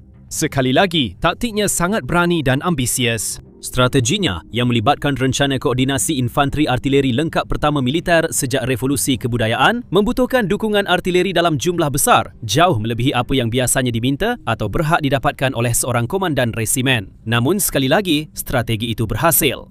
Meskipun menghadapi serangan balasan besar-besaran dari Vietnam, pasukan Jiang berhasil mempertahankan posisi mereka melawan 6 resimen musuh berkat dukungan artileri yang sangat membantu. Dia telah membuktikan kemampuannya dan mendapatkan banyak promosi setelahnya, dengan Jiang menjadi Major General pada tahun 1997, Letnan General pada tahun 2007 dan General pada tahun 2011. Pada tahun 2017, ia dianugerahi posisi bergengsi sebagai Wakil Ketua CMC, namun pada akhir tahun 2025, ia menghilang dari pandangan publik. Pada Januari, dia dan Liao resmi dicopot dari jabatan. Semua pengalaman bertahun-tahun mereka tiba-tiba jadi tidak berarti. Semua pengabdian, pengorbanan dan prestis mereka lenyap dalam semalam. Zi dan para pendukung setianya akan berargumen bahawa semua ini demi tujuan mulia. Garis resmi partai adalah bahawa pemecatan massal para perwira militer utama ini bukanlah bagian dari pembersihan politik. Ini hanyalah hasil dari tindakan Beijing yang menindak korupsi. Partai Komunis Tiongkok menyatakan Tentara Pembebasan Rakyat menghadapi masalah korupsi serius yang telah berlangsung lama, melibatkan perwira menggelapkan dana, membeli jabatan, memalsukan dokumen dan lain-lain. Tentu saja, ada beberapa bukti yang mendukung argumen ini. Seperti dicatat pendukung Xi Jinping, militer yang korup tak mungkin mencapai status kelas dunia penting seperti ditargetkan Tiongkok. Militer tidak akan pernah bisa mencapai standar kredibilitas dan kualitas tinggi yang mereka upayakan jika dipenuhi oleh perwira yang berbohong, mencuri dan menipu secara rutin. Partai menyatakan tidak punya pilihan selain menyelidiki dan menghukum yang melanggar aturan. Partai Komunis Tiongkok juga berpendapat bahawa partai harus selalu tetap memegang kendali penuh atas militer. Tidak boleh ada risiko kudeta atau rantai komando yang terpecah, yang merupakan alasan lain yang dianggap membenarkan penggantian para perwira tinggi secara terus-menerus dan menggantinya dengan sosok-sosok yang mungkin tidak memiliki banyak pengalaman tetapi dianggap lebih loyal dan dapat dipercaya. Namun, banyak analis berpendapat bahawa sikap partai tidak tahan terhadap pemeriksaan forensik. Sebagai contoh, Yayasan Jamestown menerbitkan sebuah analisis panjang berjudul Perbedaan Jiang Yoshua dengan Xi Jinping menyebabkan pemecatannya dengan menggunakan data sumber terbuka dari berbagai sumber resmi Tiongkok untuk mendukung argumen tersebut. Tuduhan pada Jiang dan tokoh lain yang terlibat pembersihan ini lebih terkait perbezaan pendapat soal kebijakan Xi Jinping daripada soal korupsi. Laporan tersebut mencatat bahawa baik Jiang maupun Liao menolak arahan yang menurut mereka tidak realistis, terutama terkait kemungkinan invasi ke Taiwan pada tahun 2027, di mana Jiang berpendapat bahawa tahun 2035 adalah target yang jauh lebih realistis. Oleh karena itu, tampaknya Xi tidak benar-benar menghukum korupsi, melainkan ketidakpatuhan, menyingkirkan siapapun yang berani menentangnya dan mengatakan tidak. Menurut Helena Legarda, peneliti di Merix, narasi resmi setelah pemecatan Jiang dan Liao jelas menunjukkan pemecatan ini bersifat politis dan didasari kurangnya loyalitas, baik nyata maupun dianggap terhadap Xi dan tujuannya. Namun dengan menyingkirkan calon penantang, banyak analis menilai Xi justru membuat PLA lebih lemah dan merusak ambisinya memiliki militer kelas dunia. Sebelum membahas lebih jauh, alasan kami mengadakan acara militer ini adalah untuk menjelaskan pergerakan kekuasaan. Jika anda baru di sini, tekan subscribe agar tidak ketinggalan episod berikutnya. Sekilas, tampaknya Xi sedang menyingkirkan perwira-perwira korup sekaligus menyingkirkan orang-orang yang bisa melemahkan otoritasnya di masa depan dalam proses tersebut. Jika dilihat lebih dalam, tujuan sebenarnya mulai terlihat. Dia tidak hanya menargetkan individu, dia juga menargetkan koneksi, jaringan kekuasaan informal namun penting yang menghubungkan berbagai orang dan kelompok di dalam militer, yang dikenal dalam bahasa Tiongkok sebagai guanxi. Jaringan seperti ini ada dalam berbagai bentuk di setiap militer di seluruh dunia. Jaringan ini merupakan konsekuensi alami dan hampir tak terelakkan dari cara kerja dunia militer. Prajurit yang mendaftar pada waktu yang sama dan menjalani pelatihan dasar di fasilitas yang sama akan selalu memiliki ikatan persaudaraan tertentu. Perwira senior kerap membimbing prajurit yang menjanjikan di bawah komandonya dan tetap berhubungan meski mereka pindah unit atau lokasi selama karya. Orang-orang yang bertugas bersama secara alami akan membangun ikatan dan seringkali bersedia membantu atau saling menjaga di masa depan jika ada kesempatan. Jadi, meskipun militer di atas kertas tampak berjalan murni berdasarkan pangkat, perintah dan rantai komando formal, sebenarnya ada lapisan hubungan di bawahnya yang memengaruhi bagaimana segala sesuatunya berjalan. Hal itu terutama berlaku untuk militer yang sebesar dan sekompleks Tiongkok, di mana guanxi tidak diakui atau diatur secara formal, tetapi diam-diam membentuk cara sistem secara keseluruhan berfungsi. Jika tentara Tiongkok menghadapi masalah, ia mungkin enggan menempuh jalur resmi yang lambat dan birokratis. Sebaliknya, dia bisa menghubungi mantan komandannya untuk meminta saran atau mengontak rekan satu regu lama. Dari sisi personel, sistem ini punya banyak keuntungan. Seringkali lebih cepat dan sederhana, misalnya bagi anggota militer yang saling mengenal dan saling percaya untuk saling membantu tanpa harus melewati sistem dan menembus lapisan birokrasi serta proses persetujuan yang rumit. Guanxi memungkinkan terciptanya kepercayaan, mendorong komunikasi dan mengimbangi struktur yang terlalu ketat dan kaku dari atas ke bawah yang ada di seluruh PLA. Memang, dalam tulisannya untuk War on the Rocks, rekan dari Jamestown Foundation dan pakar militer Tiongkok Christopher Nye mencatat, di Tiongkok mengandalkan jaringan informal adalah cara seorang perwira benar-benar menyiasati sistem. Ini adalah mekanisme yang dipakai seseorang untuk meraih promosi, perlindungan politik saat penyelidikan, serta negosiasi komando atau prioritas amunisi di medan perang. Jaringan guanxi ini menyatu menjadi sebuah payung, iaitu infrastruktur patronase penting yang menyediakan keamanan dan sumber daya yang diperlukan untuk berfungsi di dalam negara partai yang totaliter. Berkat jaringan guanxi misalnya, Jiang Yoshua bisa mendapatkan persetujuan ketika dia meminta 1 batalion penuh sebagai bala bantuan dan semua dukungan artileri yang dia inginkan selama perang Tiongkok-Vietnam. Dia adalah putera seorang jenderal terkenal dan sangat dihormati. Dia memiliki jaringan koneksi dan dia meminta bantuan dari orang-orang yang mengenal nama ayahnya. Kemudian dalam keranya, Jiang terus memanfaatkan koneksinya untuk mencapai tujuannya. Saat menjabat sebagai Komandan Wilayah Militer Shenyang pada akhir 2000-an misalnya, dia memimpin program perumahan militer yang melibatkan penggunaan alokasi lahan militer untuk mengatur kesepakatan konstruksi besar antara pemerintah daerah dan pengembang komersial.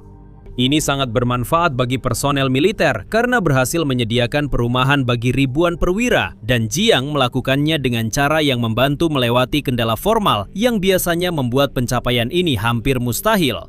Ada banyak sekali kisah serupa lainnya sepanjang sejarah militer Tiongkok di mana jaringan pribadi telah membantu personel mengatasi hambatan birokrasi atau mencapai hal-hal yang tidak akan mungkin tercapai jika mereka beroperasi sesuai aturan sistem yang kaku.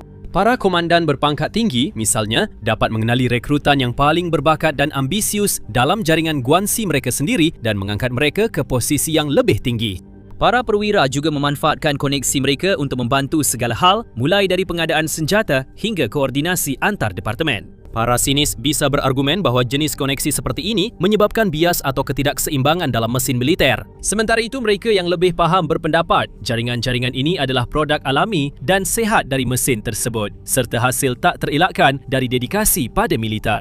Prajurit di semua tingkat selalu membangun koneksi dengan orang di sekitarnya. Dan seorang perwira yang menjalankan tugasnya, membimbing bawahan, memberi penghargaan kepada mereka yang bekerja keras, serta membangun kepercayaan di berbagai departemen tidak melanggar aturan apapun. Mereka sudah melakukan yang terbaik sesuai peran, namun Si tidak melihatnya demikian.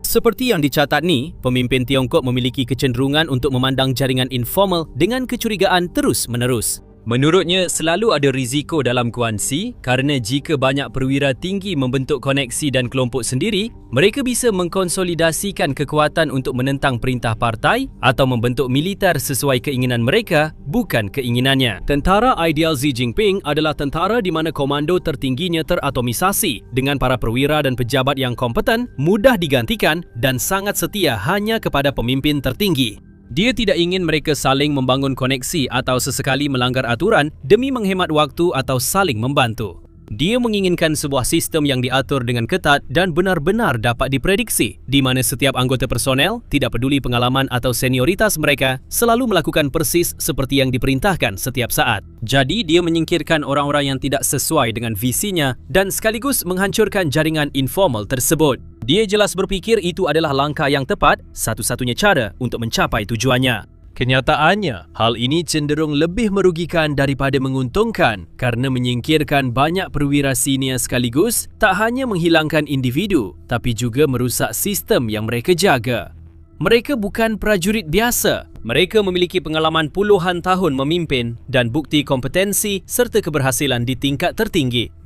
Pengalaman dan keterampilan seperti itu tidak muncul dalam semalam. Tidak ada kepala staf pengganti yang siap menunggu giliran. Siap dan mampu langsung mengisi posisi tinggi di salah satu kekuatan militer terbesar yang pernah ada di dunia. Untuk mengawasi operasi yang kompleks, mengordinasikan strategi di berbagai cabang dan membuat keputusan hidup atau mati di bawah tekanan.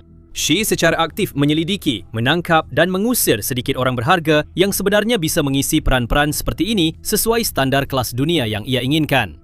Dia menggantikan mereka dengan orang yang lebih loyal dan kecil kemungkinan berkhianat tapi tidak punya tingkat kepercayaan, otoritas dan hormat yang sama. Komandan-komandan baru didorong ke posisi yang tidak mereka kenal, mewarisi organisasi yang tidak mereka bangun dan tim yang tidak sepenuhnya mempercayai mereka serta diminta untuk beroperasi sesuai aturan yang sangat ketat di mana satu kesalahan saja bisa mengakhiri karir mereka. Jadi, apa yang akan terjadi selanjutnya? Para komandan baru ini menjadi sangat berhati-hati. Mereka sangat berhati-hati, takut melakukan kesalahan, berkata salah atau terlihat bersama orang yang salah. Mereka memeriksa ulang segalanya, menghindari risiko sekecil apapun dan mengikuti prosedur sangat ketat. Perlahan, ini akan memengaruhi budaya militer Tiongkok secara luas. Pada akhirnya, kemungkinan besar akan sampai pada titik di mana personel di semua tingkatan lebih fokus pada kelangsungan hidup mereka sendiri daripada pada kinerja atau keunggulan. Dan ketika itu terjadi, kekuatan yang ingin ditunjukkan Tiongkok pasti akan mulai runtuh. Peperangan modern butuh kecepatan, inisiatif, dan keberanian mengambil keputusan. Namun, Tiongkok membangun tentara tanpa 3 faktor kunci itu. Sebuah tentara yang lambat, ragu-ragu, dan dikuasai oleh rasa takut. Semakin jauh Xi melangkah di jalur ini, semakin buruk akibatnya. Ketika militernya makin disiplin dan loyal, kemungkinan besar mereka juga jadi kurang jujur. Masukan yang jujur akan menghilang, suara-suara perbezaan pendapat yang tulus akan dibungkam, dan tidak akan ada lagi orang yang mau berbicara dan mengatakan jika sesuatu bukan ide yang baik atau sebuah rencana mungkin memiliki kekurangan. Sebaliknya, Xi akan memiliki pasukan penjilat yang memuji setiap langkahnya, takut untuk menunjukkan sedikit pun tanda ketidaksetujuan. Dinamika ini sangat berbahaya sebab tanpa ada yang berani berkata jujur, Tiongkok bisa membuat keputusan militer besar berdasarkan kebohongan. Dengan meningkatnya kepercayaan diri pada kapasitas negaranya, Xi bisa saja menyerang Taiwan lebih cepat dari perkiraan, yang dengan mudah bisa menjadi titik api bagi konflik yang jauh lebih besar, melibatkan negara-negara lain dari seluruh dunia, termasuk Amerika Serikat dan Eropah, dan berpotensi memicu konflik global, seperti yang selama ini berusaha dicegah oleh dunia selama puluhan tahun. Semua ini terjadi karena kesombongan satu orang dan ketidakmampuannya menerima kenyataan ada yang mengusik dominasinya. Xi Jinping ingin membangun militer yang sempurna, sebuah kekuatan yang moden, disiplin, dan terlalu loyal. Dia melakukan berbagai cara untuk mencapainya, menyingkirkan saingan, memperketat otoritas, dan membentuk ulang sistem dari atas ke bawah. Namun, dengan memberantas korupsi, dia juga menghilangkan fleksibilitas dan menghapus kepercayaan dengan menghancurkan jaringan informal. Dan dengan menuntut kesetiaan, dia justru mengurangi kejujuran. Dan dampaknya mungkin tidak terlalu terlihat selama masa damai. Namun ketika konflik datang, yang hampir pasti akan terjadi, kerusakan yang telah dia buat akan mustahil untuk disembunyikan. Selama puluhan tahun, hanya ada dua cara bagi jet tempur dan pembom membawa serta meluncurkan rudal udara. Entah rudal dibawa secara internal di dalam ruang bom pembom atau dibawa secara eksternal, iaitu dipasang di bawah sayap pada pilon dengan pengait. Kedua metode ini telah dan terus menjadi sangat efektif, hanya dibatasi oleh jumlah rudal yang dapat dibawa oleh sebuah pesawat dalam satu penugasan dan jumlah pesawat yang dikerahkan dalam suatu operasi tertentu. Sekarang Amerika Serikat telah membalikkan persamaan itu. Pentagon telah menemukan sistem baru yang cerdik yang menjanjikan untuk secara signifikan memperluas jumlah pesawat yang mampu meluncurkan rudal jelajah dan jumlah rudal yang dapat mereka bawa. Sistem Rapid Dragon. Ini tampak seperti pengubah permainan, terutama di kawasan Indo-Pasifik, di mana Amerika Serikat secara aktif mencari cara baru untuk mengalahkan dan menetralkan pertahanan udara Tiongkok. Yang lebih baik lagi, Rapid Dragon tidak memerlukan peralatan baru yang mahal untuk dibuat atau bahkan modifikasi drastis pada teknologi yang sudah ada. Idenya sangat masuk akal hingga anda heran mengapa belum ada yang memikirkannya sebelumnya. Inilah yang membuat Rapid Dragon unik dan bagaimana sistem ini dapat mengubah keseimbangan kekuatan di Timur Jauh demi keuntungan Amerika Serikat. Pada tahun 2023, Laboratorium Riset Angkatan Udara Amerika Serikat mendefinisikan Rapid Dragon sebagai kampanye eksperimen amunisi palet yang mengeksplorasi kelayakan dan keuntungan operasional dari menjatuhkan amunisi jarak jauh berbasis palet dari pesawat angkut yang sudah ada seperti C-130 dan C-17 tanpa modifikasi pesawat. Secara sederhana, Rapid Dragon mengubah pesawat kargo menjadi pembawa senjata yang dapat meluncurkan rudal jelajah dan kemungkinan senjata jarak jauh atau pertahanan diri lainnya dengan melepaskannya di atas palet melalui pintu kargo belakang pesawat. Dengan kata lain, ini mengubah pesawat kargo menjadi pembom yang muatan senjatanya secara teori hanya dibatasi oleh berapa banyak palet yang bisa dimasukkan ke dalam ruang kargo. Sekarang pesawat kargo telah digunakan untuk menjatuhkan bom ke musuh sejak setidaknya Perang Dunia II. Selama pengeboman Warsawa pada tahun 1940 misalnya, Jerman menggunakan pesawat angkut Ju-52 sebagai pembom tambahan. Amerika Serikat mulai menggunakan pesawat kargo C-130 untuk menjatuhkan BLU-82 Daisy Cutter selama Perang Vietnam dan terus menggunakan teknik tersebut dalam Perang Iraq tahun 1991. Dan di Afghanistan dengan bom GBU-43B Moab yang lebih besar. Tapi itu adalah bom, bukan rudal. Pesawat harus terbang jauh lebih dekat ke target mereka untuk menjatuhkannya dibandingkan dengan menembakkan rudal jelajah jarak jauh. Risikonya masih dapat diterima jika musuh seperti Taliban di Afghanistan hanya punya pertahanan udara minim. Namun, menghadapi pertahanan berlapis canggih seperti di dalam dan sekitar Tiongkok, serangan bom karpet generasi sebelumnya sering menimbulkan risiko tak dapat diterima bagi pesawat pengebom. Oleh kerana itu, muncullah rudal jelajah jarak jauh yang dapat diluncurkan dari luar jangkauan sistem pertahanan udara serta jet tempur dan pembom yang lebih canggih untuk meluncurkannya. Namun, keterbatasan kapasitas peluncuran masih menjadi masalah. Saat ini, rudal tidak bisa dikeluarkan dari palka pesawat angkut seperti bom luncur. Namun, Amerika Serikat telah mencoba berbagai cara meluncurkan rudal dari pesawat kargo sejak Perang Vietnam. Pada tahun 1974, Amerika Serikat sebenarnya telah mendemonstrasikan kelayakan peluncuran ICBM dari hampir di mana saja ketika mereka melakukan uji coba peluncuran. Sebuah LGM-30 Minuteman sepanjang 57 kaki dengan berat 88,000 pon dijatuhkan dari udara menggunakan pesawat C-5A Galaxy. Pada dekade berikutnya, sebuah alternatif berbiaya lebih rendah dari pembom B-1 yang dikenal sebagai Cruise Missile Carrier Aircraft atau CMCA dirancang. Gagasannya adalah mengkonfigurasi ulang badan pesawat kargo Boeing 747-200 sebagai peluncur rudal jelajah khusus dengan kapasitas 50 hingga 100 rudal AGM-86 ALCM. Rudal-rudal tersebut akan dilepaskan dengan cepat melalui peluncur putar di sisi ekor badan pesawat dan diarahkan secara dinamis oleh sistem kontrol di dalam pesawat. CMCA tak pernah dikembangkan sepenuhnya. Namun, Rapid Dragon memakai ide serupa iaitu mengubah pesawat yang ada menjadi platform pembawa rudal jarak jauh dengan biaya lebih rendah. Konsep kunci yang memungkinkan hal ini pertama kali dieksplorasi pada tahun 2003 oleh para mahasiswa pasca sarjana di Institut Teknologi Angkatan Udara ketika mereka meluncurkan rudal dari bahagian belakang pesawat angkut menggunakan palet yang dijatuhkan dengan parasut. Gagasan ini dikembangkan lebih lanjut selama tahun 2010-an yang berpuncak pada Rapid Dragon. Program ini diperkenalkan pada tahun 2019 dan dikembangkan lebih lanjut dari tahun 2020 hingga 2021 oleh tim kelompok pengembangan Angkatan Udara Amerika Arab dan mitra industri. Uji coba awal di White Sands Missile Range di New Mexico selama tahun 2021 memvalidasi pelepasan misil perwakilan dari pesawat C-17A dan ECG-130SJ. Pada akhir tahun 2021, konsep tersebut sudah siap untuk diuji coba penembakan langsung.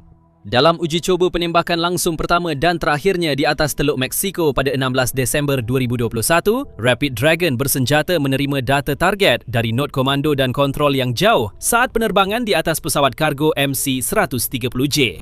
Kemudian, data tersebut digunakan untuk menargetkan AGM-158B Joint Air to Surface Standoff Missile bersenjatanya atau rudal JASSM yang dijatuhkan dari udara dan berhasil melepaskan muatannya dengan rudal aktif yang menghancurkan target lautnya.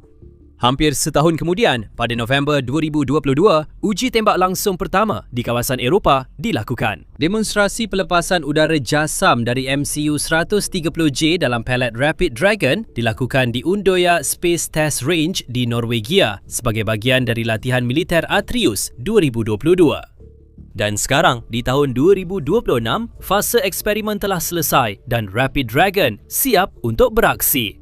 Pada bulan April 2026, Pusat Management Siklus Hidup Angkatan Udara atau AFL-CMC mengumumkan pembentukan Dragon Card, program resmi untuk mempersenjatai pesawat mobilitas dengan apa yang disebut amunisi palet. Itu berarti Rapid Dragon bukan lagi sebuah eksperimen. Ini adalah program militer resmi Amerika Serikat yang sudah dioperasionalkan. Penetapan ini merupakan langkah penting dan menegaskan betapa seriusnya militer Amerika Serikat terhadap proyek Rapid Dragon Card. Status program resmi proyek ini menjamin alokasi anggaran jangka panjang dan integrasi formal ke dalam perencanaan kekuatan masa depan. Pada Mei 2026, program ini memasuki fasa transisi antara eksperimen dan pengerahan operasional dengan penyebaran diharapkan pada tahun 2027 melalui jalur akuisisi tingkat menengah Rapid Fielding. Cara kerjanya sangat maju secara teknologi namun tetap sederhana.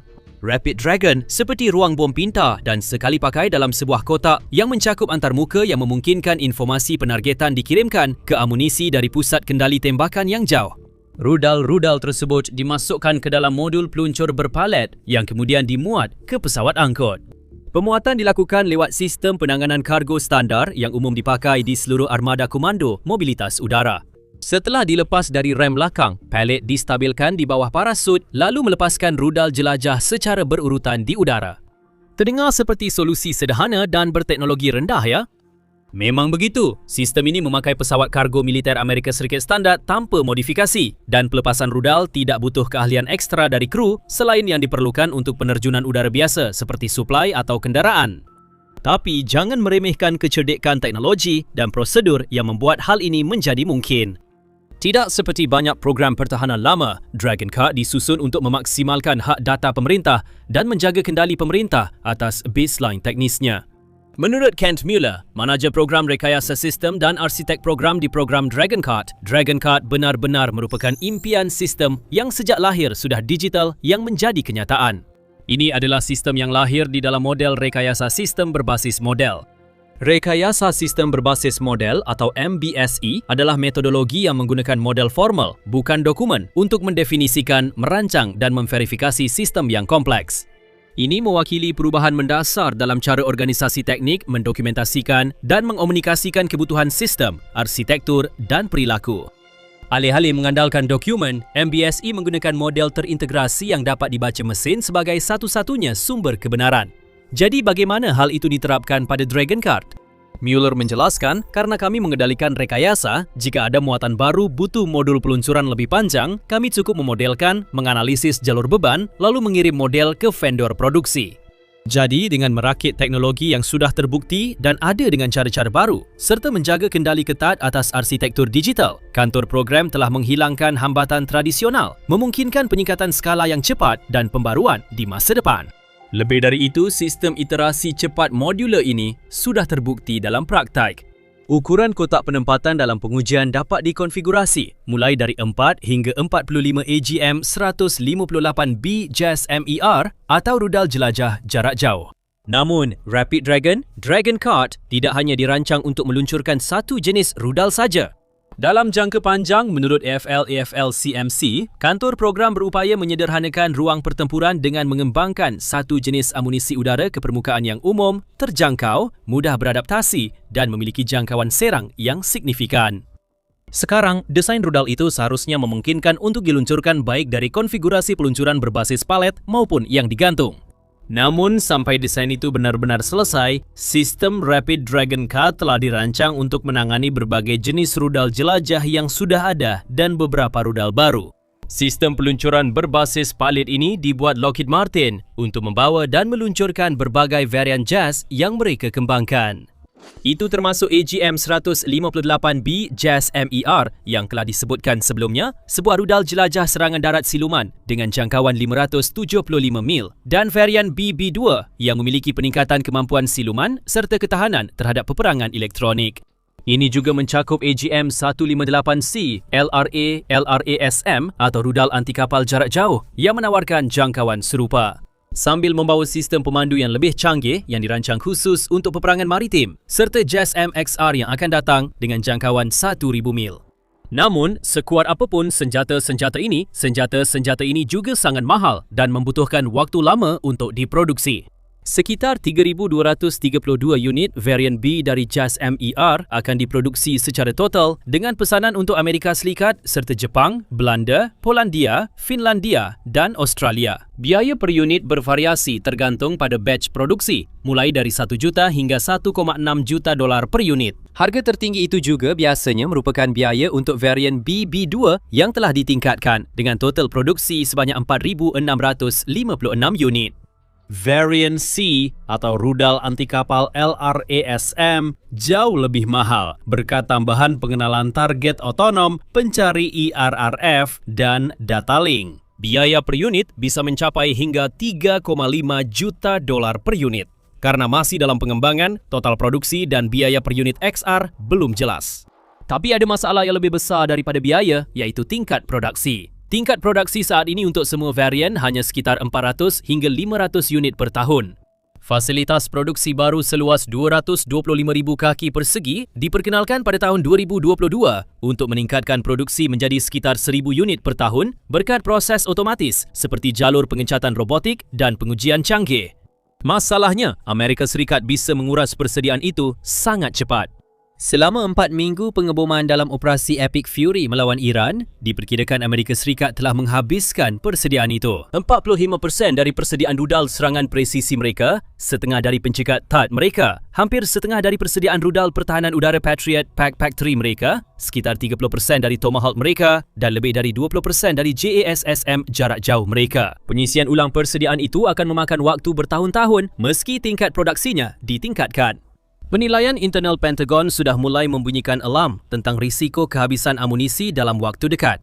Jika perang di Teluk Persia kembali memanas untuk jangka waktu yang cukup lama atau AS terlibat dalam konflik lain, misalnya di Taiwan, masalah ini bisa menjadi jauh lebih parah dengan sangat cepat.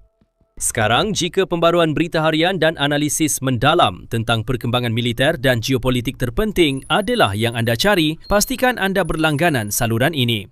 Di The Military Show, anda akan menemukan beberapa konten militer paling detail, akurat dan penuh wawasan di YouTube. Rapid Dragon akan menambah jumlah rudal yang bisa dikerahkan Amerika Serikat secara cepat. F-22 Raptor dapat membawa 8 rudal dalam misi udara ke udara, 6 AIM-120 MRAM dan 2 AIM-9 Sidewinder. F-35 Lightning II membawa 4 rudal udara ke udara, AIM-120 MRAM di dalam pesawat saat beroperasi dalam mode siluman maksimum.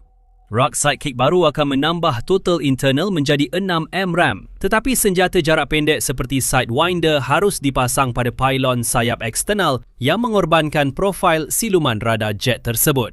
B-52 Stratofortress dapat membawa hingga 20 rudal jelajah JASSM-8 di dalam pesawat dan 12 di luar pesawat, atau 24 JASSM-ER atau LRASM di dalam pesawat.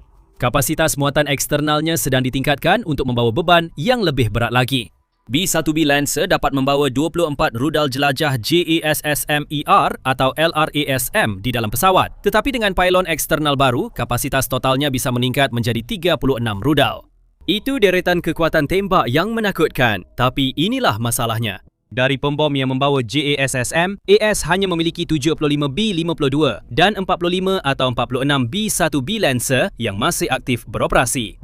Sekarang pada dasarnya, proyek Rapid Dragon Card akan secara dramatis meningkatkan jumlah itu dengan mengubah ratusan pesawat angkut kargo menjadi pembom tambahan. AS memiliki armada besar pesawat kargo yang beroperasi, termasuk 222 C-17A Globemaster 3S, 151 C-130J Super Hercules, 126 C-130H Hercules 57MC 130J dan 39H C-130J. Semua pesawat ini secara teoritis dapat diubah menjadi pembom hanya dengan memuat palet Dragon Card ke dalam ruang kargo, menggantikan muatan biasa. AS juga memiliki 52 C-5M Super Galaxy yang beroperasi. Dengan jam operasional yang menipis, pesawat-pesawat ini kemungkinan akan disimpan untuk misi transportasi strategis, bukan sebagai pembom. Pesawat kargo ini dapat secara drastis meningkatkan jumlah rudal yang dapat dikerahkan dalam satu misi multi pesawat. Sebuah C-130 dapat meluncurkan 12 rudal jelajah JAS dari jarak aman 620 hingga 1180 mil dari target dengan menggunakan 2 palet Rapid Dragon. C-17 yang lebih besar dapat menampung 4 palet Rapid Dragon, masing-masing membawa 9 rudal sehingga total muatannya menjadi 36 rudal dengan hulu ledak seberat 1,100 pon. Namun, membangun kapasitas tambahan untuk menembakkan rudal sia-sia jika jumlah rudal tidak cukup dan perlu waktu bertahun-tahun serta miliaran dolar untuk menggantinya. Karena itu, seperti disebutkan sebelumnya, Amerika Serikat dalam jangka panjang berencana mengembangkan satu rudal hemat biaya dan mudah diskalakan untuk sistem Dragon Card. Sementara itu, mereka mempercepat pengembangan opsi rudal lain yang murah dan mudah diskalakan untuk dipakai di palet. Saat membahas pengadaan rudal ini, Amerika Serikat membuktikan komitmennya dengan tindakan nyata. Pentagon berniat menghabiskan 12 miliar dolar untuk membeli hampir 28,000 rudal jelajah murah selama 5 tahun ke depan untuk melengkapi pengadaan jasa mereka dengan kombinasi opsi yang dibawa dan yang dipalitkan. Amerika Serikat tengah menjalankan beberapa program untuk mengembangkan rudal berbiaya rendah. Dalam hal projek Dragon Card, AFL-CMC secara khusus mengidentifikasi Family of Affordable Mass Munitions atau FAM yang dikembangkan di bawah Extended Range Attack Munition atau inisiatif IRAM sebagai keluarga rudal pilihan untuk penempatan Dragon Card di masa depan. Secara khusus, pada Mei 2026, Pentagon meluncurkan program Low Cost Containerized Missiles atau LCCM bekerjasama dengan produsen pertahanan Anduril, Co-Aspire, Leidos dan Zone 5. Mereka juga akan bekerjasama dengan Castilian untuk mengembangkan solusi hipersonik berbiaya rendah. Secara total, Pentagon berniat untuk mengakuisisi 10,000 rudal melalui program ini dalam waktu 3 tahun. Itu adalah tugas yang sangat besar. Tapi, rudal jenis apa yang kemungkinan akan masuk dalam campuran LCCM? Anduril telah mengumumkan bahawa kontribusinya untuk program ini adalah versi peluncuran permukaan dari rudal Barracuda 500M miliknya, sebuah senjata yang juga bisa diluncurkan dari udara. Rudal ini memiliki kapasitas muatan hingga 100 pon dan jarak maksimum peluncuran dari udara yang diperkirakan mencapai hingga 500 mil. Perusahaan menyatakan akan mengirimkan minimal 1,000 senjata ini tiap tahun ke militer Amerika Serikat selama 3 tahun ke depan. Laida mengatakan akan menyediakan desain LCCM yang memanfaatkan hasil kerja yang sudah ada pada rudal jelajah kecil peluncuran udara AGM-190A Small Cruise Missile SCM miliknya yang juga dikenal sebagai Black Arrow. Awalnya dikembangkan untuk Komando Operasi Khusus Amerika Serikat atau SOCOM. Rudal ini membawa munisi seberat sekitar 200 pon dan telah mencapai jarak lebih dari 400 mil laut dalam pengujian. Perusahaan akan mengirim 3,000 unit sesuai kesepakatan kerangka kerja baru. Belum diketahui desain mana yang akan dikirim Co-Aspire dan Zona 5, namun kemungkinan besar berupa modifikasi rudal yang telah dikembangkan perusahaan untuk program ERAM. Dan itu tampak seperti prospek yang menarik. Desain ERAM milik Co-Aspire disebut Rapidly Adaptable Affordable Cruise Missile atau RACAM. Ini adalah rudal jelajah modular berbiaya rendah yang memanfaatkan pencetakan 3D untuk menurunkan biaya dan memungkinkan peningkatan produksi secara cepat. Variant ER atau Extended Range dilaporkan memiliki jangkauan lebih dari 1,000 mil. Rusty Dagger awalnya dibuat untuk dipasok ke Ukraina, tetapi kemudian digunakan di dalam negeri di bawah program ERAM. Diperkirakan memiliki jangkauan antara 150 hingga 280 mil payload di kelas 500 pon dan hulu ledak fragmentasi, ledakan dengan setidaknya beberapa tingkat kemampuan penetrasi. Terkait skala biaya rendah pada opsi hipersonik di proposal anggaran, Castilian memproduksi rudal hipersonik Blackbird dengan biaya lebih murah. Belum banyak spesifikasi pasti yang diungkap, tapi kita bisa menyimpulkan beberapa dari catatan resmi.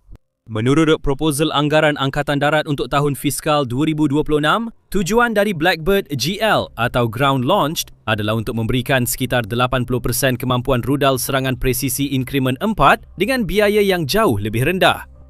Increment 4 bertujuan untuk meningkatkan jangkauan PRSM dari 310 mil menjadi 620 mil. Jadi, 80% dari kemampuan itu akan memberikan Blackbird jangkauan sekitar 500 mil. Masih belum jelas jenis muatan apa yang akan dibawanya. Rudal jelajah baru, Boeing JJDAM-LR dan varian serangan maritimnya juga tampak seperti opsi yang cocok untuk digunakan dengan sistem Rapid Dragon. Keduanya dapat mengirimkan hulu ledak seberat 500 pon ke target sejauh 375 mil. Sekarang, sistem Dragon Card jelas membuka cara baru bagi AS untuk secara signifikan meningkatkan jumlah rudal jelajah yang dapat mereka kerahkan dengan secara signifikan meningkatkan jumlah pesawat yang dapat digunakan untuk meluncurkannya. Namun, ini juga memiliki implikasi strategis terutama bagi pesaing setara seperti Tiongkok. Ini agak ironis kerana nama Rapid Dragon sendiri berasal dari Tiongkok. Nama itu berasal dari senjata pengepungan Tiongkok abad ke-10 yang menembakkan peluru beruntun disebut Jilong Che atau kereta naga cepat. Ini adalah sejenis busur silang yang dapat secara bersamaan meluncurkan sejumlah besar peluru panah jarak jauh dari jarak yang aman.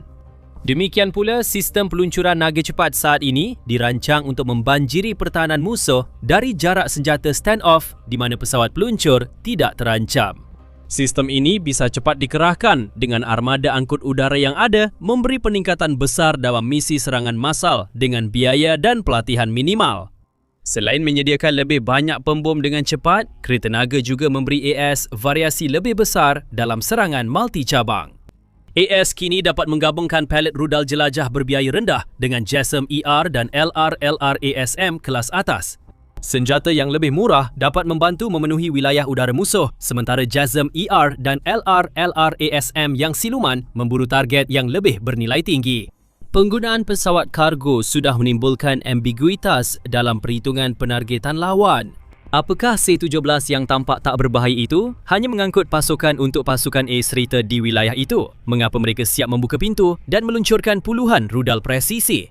Perencana operasional Tiongkok tak dapat benar-benar yakin apa yang dilakukan pesawat-pesawat itu dan rudal apa yang mungkin diluncurkan.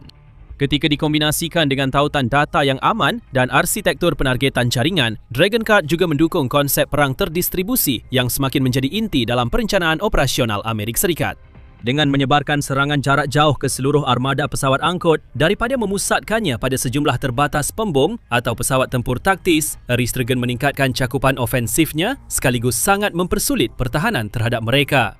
Itu menjadi hambatan serius dalam rencana jaringan anti-akses dan penolakan udara Tiongkok yang dibangun dengan susah payah dan biaya mahal yang dirancang untuk mempersulit operasi udara Amerika Serikat di seluruh Indo-Pasifik. Dengan menyebarkan kemampuan serangan ke seluruh armada pesawat kargo, Washington mempersulit perencanaan Tiongkok sekaligus menjaga daya tahan operasional selama kampanye yang berkepanjangan. Namun mungkin yang paling penting, pelet DragonCard tidak memerlukan modifikasi apapun pada pesawat peluncur sehingga tidak akan ada biaya modifikasi untuk armada kargo Amerika. Itu juga berarti bahawa DragonCard dapat diberikan kepada sekutu atau mitra di salah satu dari 63 negara lain yang mengoperasikan C-130 sehingga sistem ini menjadi cara yang sangat murah untuk memberikan kemampuan serangan dari luar jangkauan pertahanan kepada pasukan mitra juga. Secara keseluruhan, sistem ini inovatif dan pragmatis, menjaga Amerika Serikat tetap unggul dari pesaing atau sekutunya. Kami akan terus memantau dan memberi pembaruan kepada anda. Ini bukan satu-satunya perkembangan militer Amerika Serikat yang membuat Presiden Tiongkok Xi Jinping sulit tidur malam. Tonton video ini untuk melihat mengapa kapal induk kebanggaan Tiongkok akan kalah dari kapal perang Amerika Serikat tahun 1970-an. Dan terima kasih telah menonton.